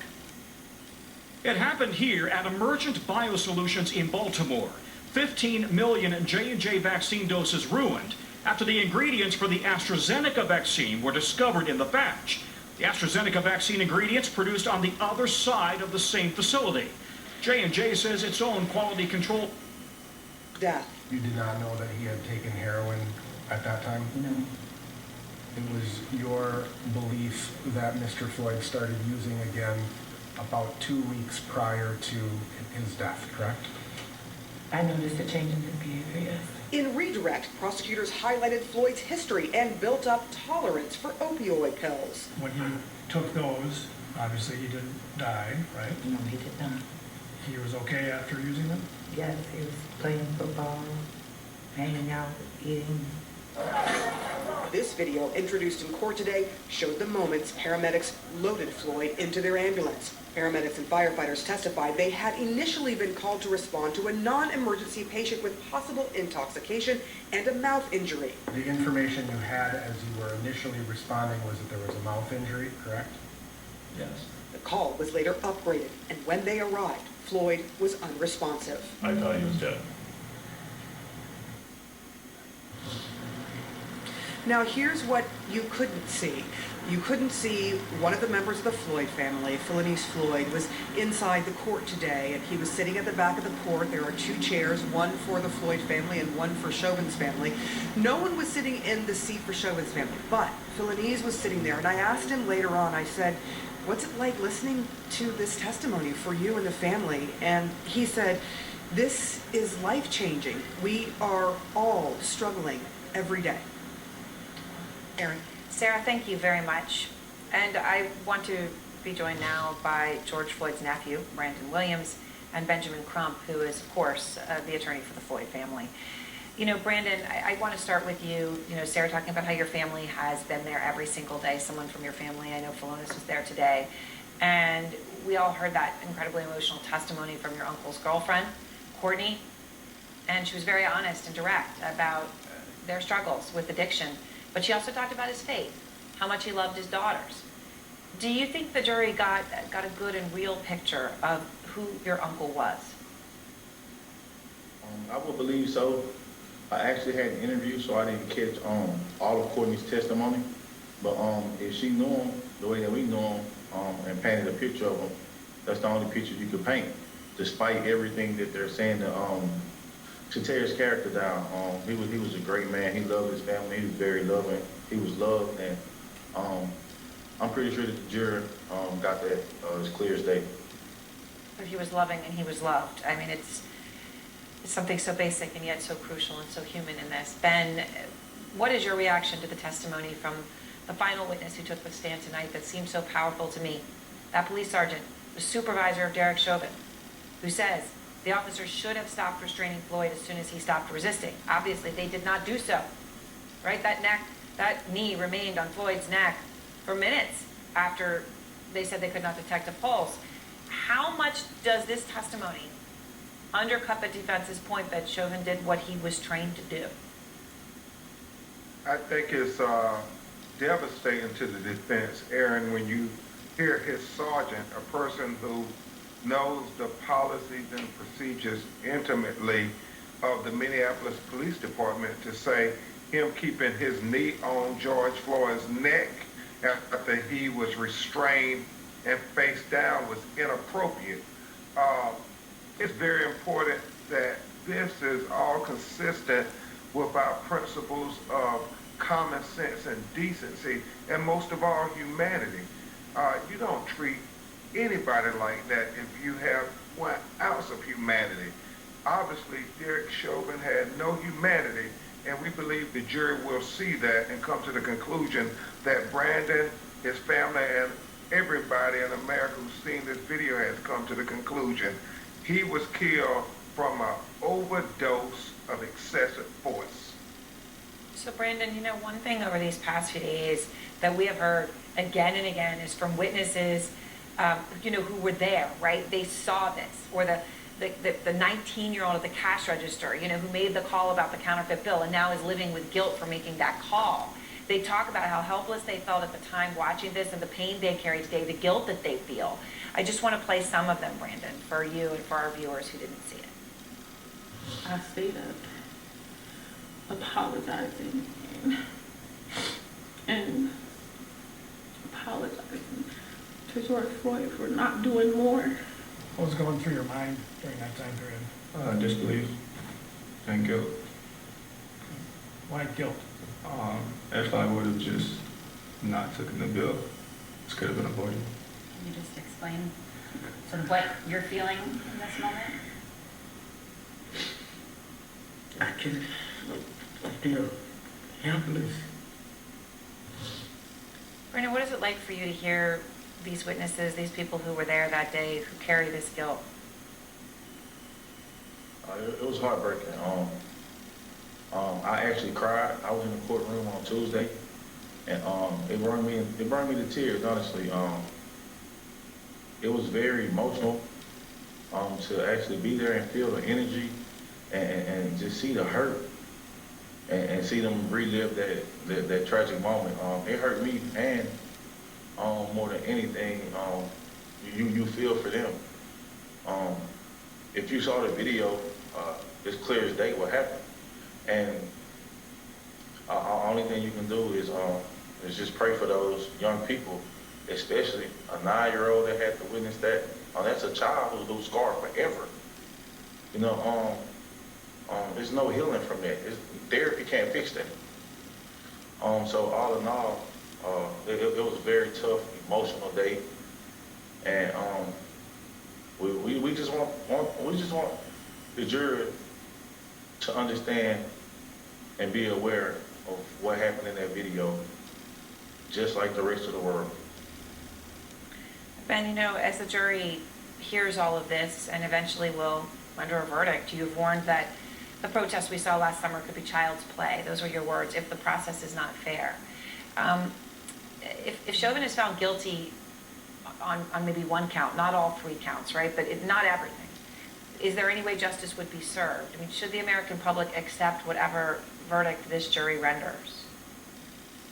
Well, we believe in due process of the law, and we don't ever want to say that anybody should be guilty until proven innocent, because they do that to too many African Americans in America. So we always want equal justice under the law.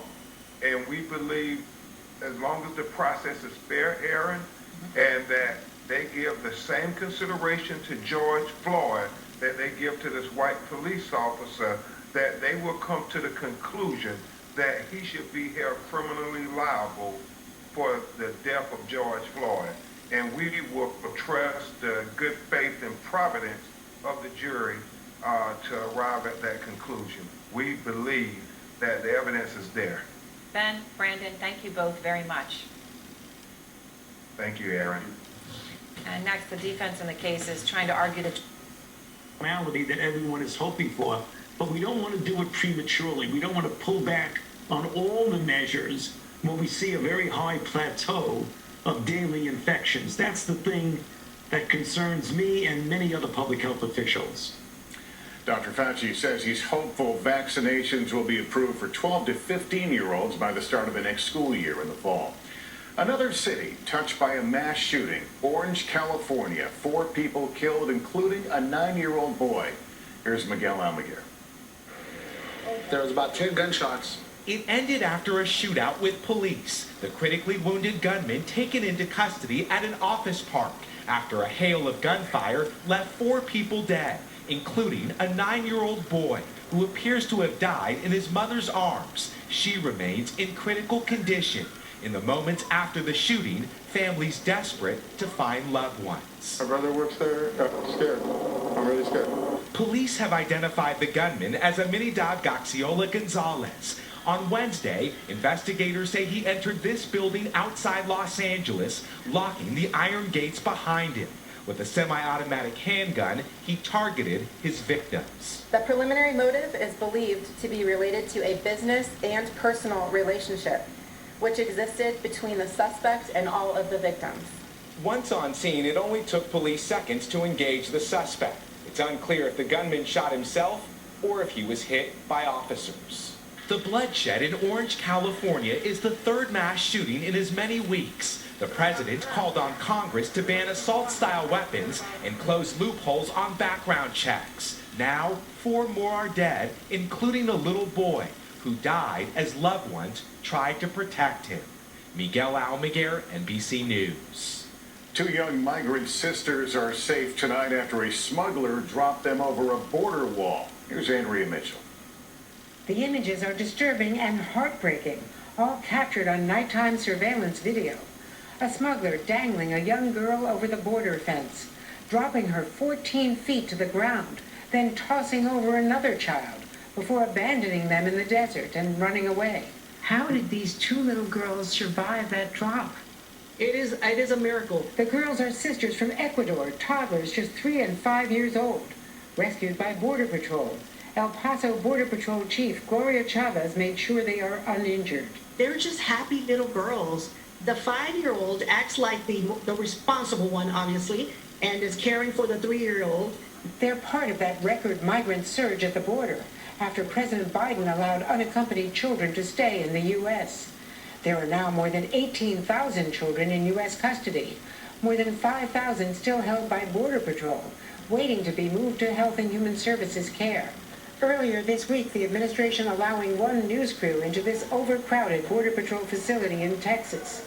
The children packed shoulder to shoulder in the middle of a pandemic. None of them get COVID tests unless they show symptoms. Most brought over by smugglers, like in that video.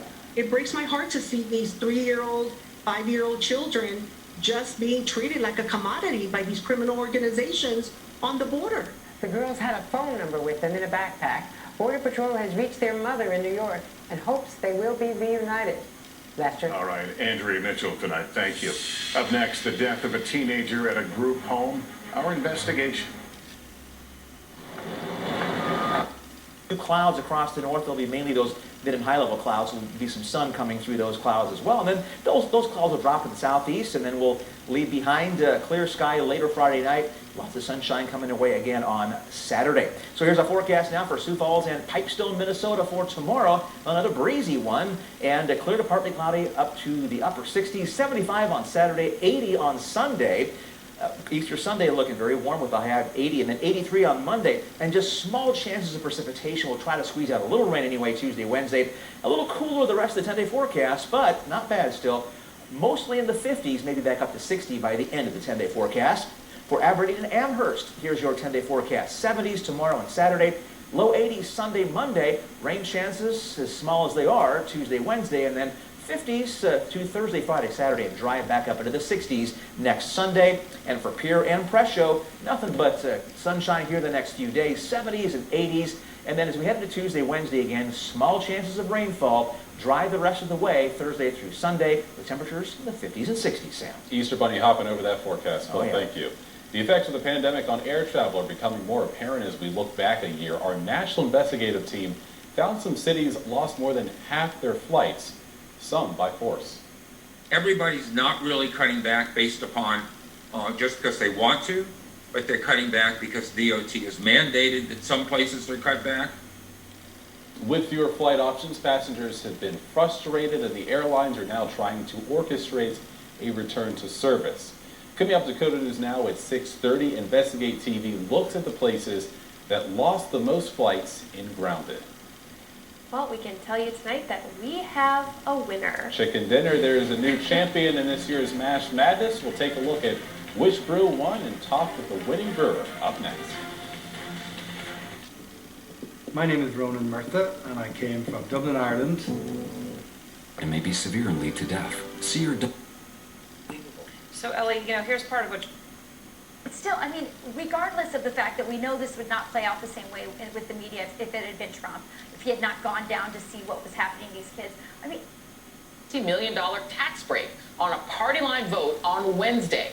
Georgia's House Speaker admitted it was nothing more than retribution. He said, you don't feed a dog that bites your hand. You got to keep that in mind sometimes. The Georgia Senate closed session without taking up the measure, so it remains just a threat for now. Meanwhile, Georgia elections official Gabriel Sterling, who was prematurely hailed as a hero for standing up to the twice impeached former president's election lies, resorted once again to his true Republican form, claiming critics are intentionally misrepresenting the law. Well, they have every interest in getting it wrong because it does two great things for these political organizations like the NAACP. It lets them raise a lot of money, and it lets them really stir up voters to turn out for elections. It was a great turnout model in 2018 for Stacey Abrams. It was a great turnout model in 2020 for Joe Biden. And they have every interest in essentially, and I can't call anything else, lying about the bill. That's all they're doing. Wow, as we've mentioned numerous times, Republicans in states across the country are going all in on writing the big lie into law since they can't win elections the old-fashioned way, based on their ideas. According to new data from the Brennan Center for Justice, at least 361 restrictive bills have been introduced in 47 state legislatures since March 24th. 5 have already been signed into law, including Georgia's.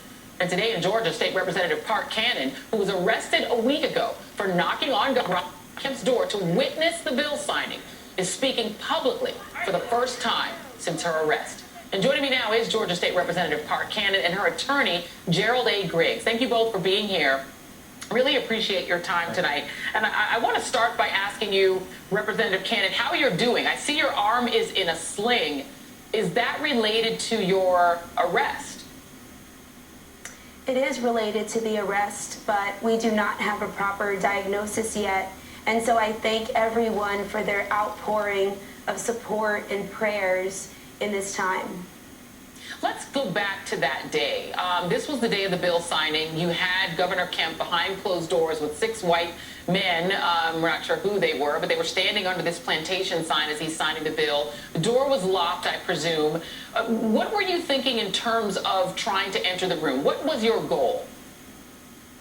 Well, I am 29 years old, and I happen to be elected to the district where Dr. King's birth home is, and the King Center, even the Carter Center, and the state capitol building.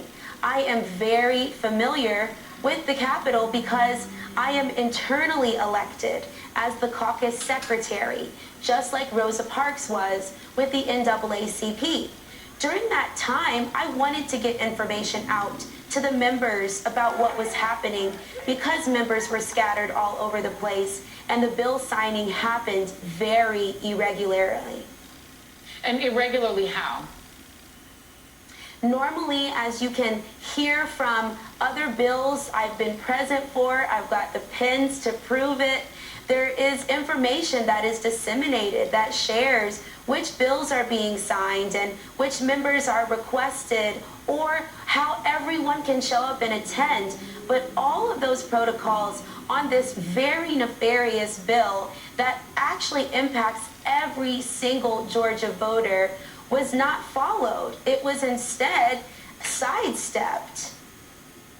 Let's go to what happened when the officer approached you. And it seems like a pretty ludicrous explanation, but the arresting officer has claimed that he was thinking about the January 6th insurrection and feared that the protesters outside of that door were going to try to gain entry into the Capitol in the way that happened when insurrectionists did this in D.C. We've spoken with at least one other state representative who was with you, and we could hear her yelling, "What are you doing? Leave her alone." So we know that person who was with you was a state representative. Who else was with you? Because this officer is making it sound like there was a sort of raucous crowd, but it seems like at least some of the people with you were also elected officials. It's so important that we all remember the state capitol is a public place. It is the people's home. And during COVID-19, some protocols just continue to be sidestepped. We normally are able to have people in person when bills are being heard in committee. They can testify and share their stories about being voters. But at every level of Senate Bill 202's passage, people were cut out of the process. Even state legislators who were on the committee were unable to have their amendments read. They were not given fiscal notes. And measures are right now from independent reports saying that this bill will cost over $50 million to implement in the next few months. We have municipal elections coming up very soon, so it is urgent right now that people understand what's going on at the state capitol. And now we have adjourned for our legislative session. Yesterday was sine die. A lot of people say sine die, but it's sine die. And that means that we will not be back at the state capitol until redistricting, which happens later this year, after we get our information from the census and the federal government. So it's going to be really easy for people to stay in touch with their lawmakers if they jump in right now. And just to be clear, the people who were with you, were they there with you specifically to protest the bill? Would you consider this to have been essentially a protest? Well, no, I think that they were there to witness the bill signing. There were members of the House that were present. There were also voters that were present. They were simply there to witness the signing. And to stay with you for a moment, Mr. Griggs, go through these charges that the representative is facing, because these are apparently serious felonies. Yeah, they're very serious felonies. She's charged with felony obstruction. She's also charged with disrupting the General Assembly. One charge carries a 1 to 5 year penalty, and the other is a 1 to 3. So she's facing up to 8 years in prison. But it's also important to know that she was merely wanting to be a witness to the signing of this bill for millions of Georgians. They were rolling back voting rights, and it's important to be witness to this so that we can go report out to the rest of the state what's actually happening under the cover of night, under a picture of a plantation, and be able to be the representative she's been for 5 years, the voice of her district, the voice of Georgia. And Mr. Griggs, one more question. Is there a law on the books preventing an elected official from entering the governor's office? I don't know of any law that prevents that. I know there's a law that protects an elected official through the Constitution from being arrested while in session, and we believe that applies to my client. They can only be arrested for either a felony, treason, or imminent breach of the peace. We believe the facts are inconsistent with any legal theory that necessitates her arrest, and that's why we're going to continue to fight. She's been a voice for the Georgians. She will continue to be a voice for Georgia, and she'll be a voice for voting rights. You know, Representative Cannon, one of the ironies of what happened to you, and we all watched it play out on video, and I think it was shocking for people to see, particularly, you know, the optics. Gabriel Sterling, who is an election official there, he essentially called the bill, particularly the part about not being able to give water, just simply bad optics. Actually, let me play it for you. Let me play Gabriel Sterling. The reality is in November and January, there are no lines to do that with. So it's a really bad optic. It's a good talking point for them. But how does that suppress anyone's vote, especially in a racial way? It makes no sense. So he's claiming that it's just a bad optic. It doesn't really restrict anyone's vote. But when you want to talk about optics, you are a black woman, obviously. Black women were decisive in turning Georgia blue, in turning out to vote in record numbers. And we can see it in the laws that are being passed all over the country, which are trying to restrict black voters because of what black voters in places like Fulton County did. Are you surprised, I guess is my question, that the state would pursue a prosecution of a black woman, that police would arrest and detain a black woman, given that that's the optic now, that a black woman is being punished for trying to witness the signing of a law that restricts black voters? I am not at all surprised that this is what is happening in 2021 in America. This is America, and we have to remain steadfast in protecting the right to vote. That's why when the late Congressman John Lewis took my hand, marched with me to the Fulton County Government Center and voted with me in 2016 and helped me understand why that was so important, I'll never forget it. But unfortunately today, the only thing etched in my mind are two things. Why were they arresting me? Why were they doing that? And the photo of 6 all-white men under a photo of a plantation taking away black and brown voters' rights, as well as all voters' rights. This is America, and we have to keep on knocking. And Mr. Griggs, I wonder if you had conversations with the prosecutor. We know the chief prosecutor in the state of Georgia is a black woman who's also pursuing potentially charges against the former president for attempting to obstruct the election. So she's got a lot on her plate. Has there been any sort of conversation back and forth with the prosecutor's office about what might happen here? Because it's hard to imagine an elected official being really prosecuted for just attempting to witness the signing of a bill.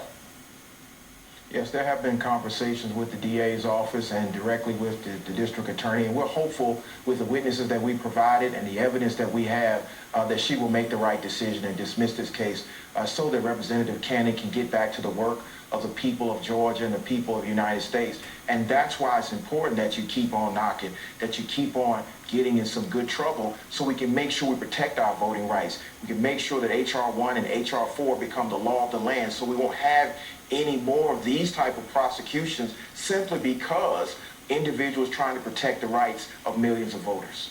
Representative Cannon, do you support the calls for a boycott? We now have a date as of next Wednesday. There have been now calls officially, including from clergy, for boycotts against Coca-Cola, against Home Depot, against Delta Airlines. Do you support that?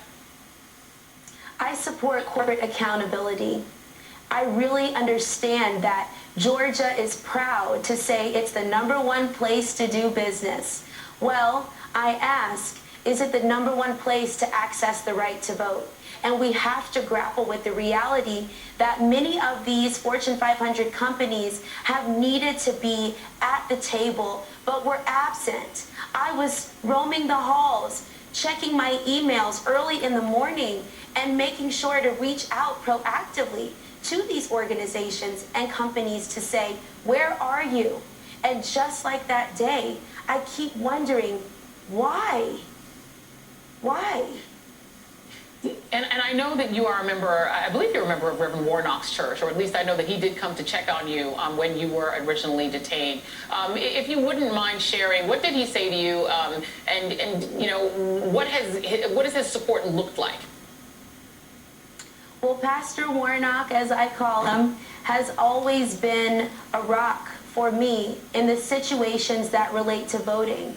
I have consulted with him over the years about this very deep and spiritual connection of the right to vote and Black communities. So we discussed very briefly the provisions of the legislation. We talked about the attack on Sunday voting, to which one of the top Republicans would say to us, actually the numbers show that African Americans didn't use Sunday voting, and then gave a raw number.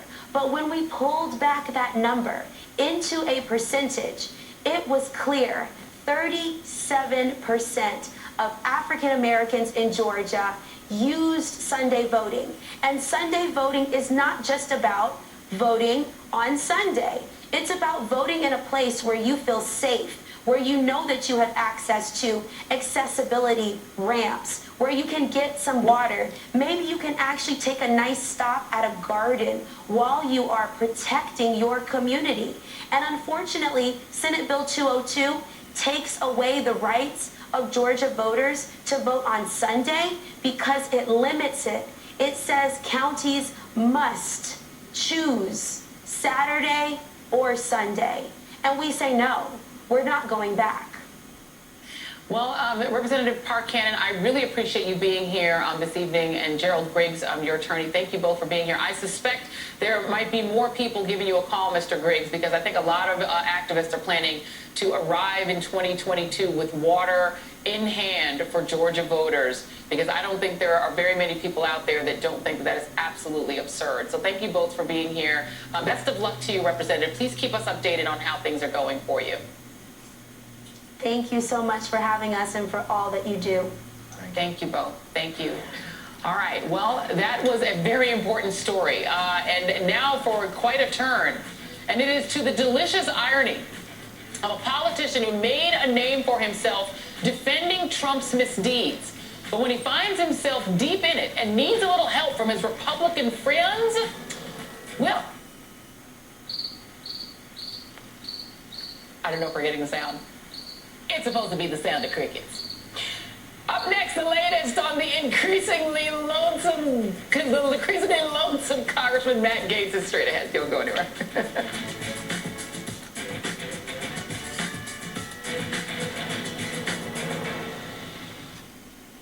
Discover the... All of these moms are united far above anything that might divide us in terms of partisan politics because we're worried about our kids. I have a 9-year-old stepson. You know, I have a stepdaughter. I have 2 children, you know, biologically, and I'm horrified that... Your phone calls, Facebook comments, texts, and tweets. Minna said that has contributed to his anti-abortion stance. And last year, the congressman announced that he has a secret, non-biological 19-year-old son that he's been parenting for years. I just couldn't be happier and prouder of the young man he's become. And again, Aaron, the FBI is investigating a potential extortion crime, but that is not specifically related to the other investigation. And two sources tell CNN there is a separate federal probe looking into whether Gates had a relationship with a minor, whether his involvement with other minors potentially broke sex trafficking laws, prostitution laws. And Gates' lawyer, importantly, declined comment for this story, and Gates has denied these allegations. All right, thank you very much, Sumlin. I want to go now to Dave Ehrenberg. He is state attorney for Palm Beach County, Florida, and I really appreciate your time. So I know that you've known Matt Gaetz and his father for a long time. You served as a state senator in Florida when Gates' father was a state senator, and Matt Gaetz at that very same time was a state representative. So are you surprised by all of this?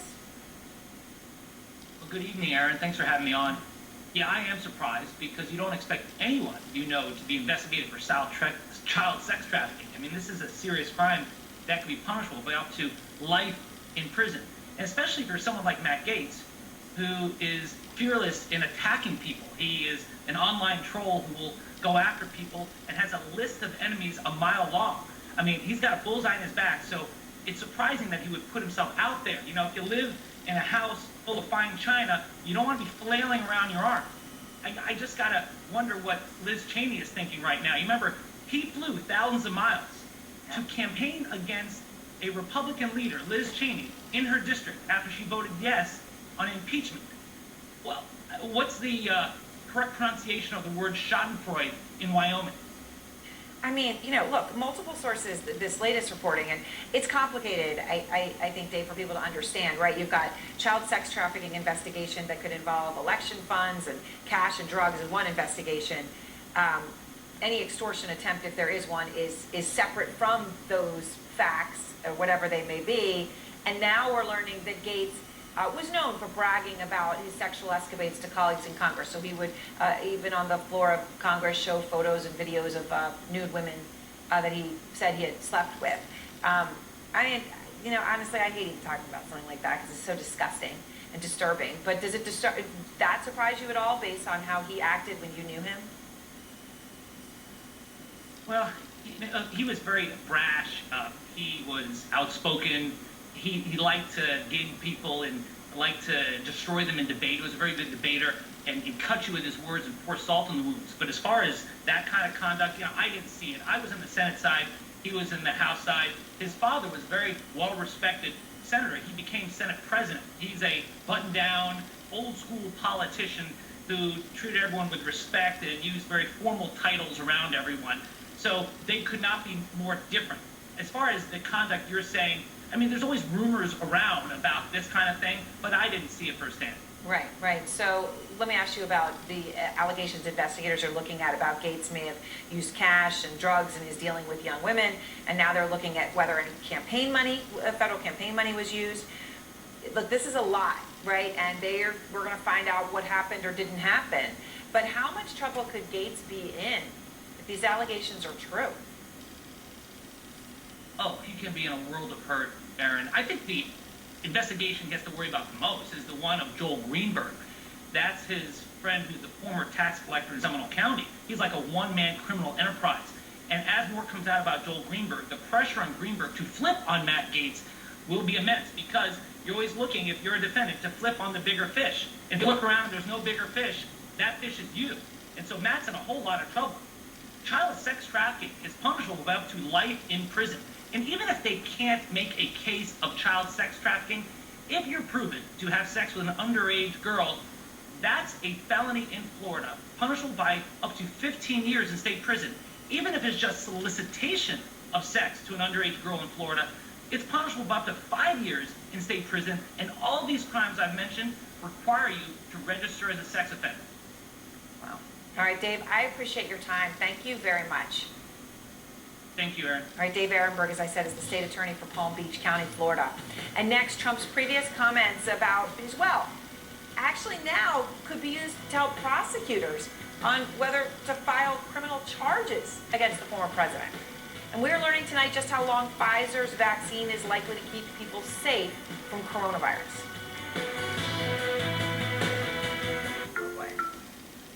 Last couple of years, And since the pandemic began, flights have been slashed nationwide, in some places by more than half. Investigate TV's Sandra Jones looks at the cities that lost the most in Grounded. Coming up, because it's our pride. Scene with the country rap song Old Even got started. Because doing right by our members, that's what's right.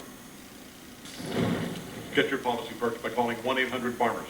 Go ahead, phone it in. We are farmers. Bum, bum, bum, bum.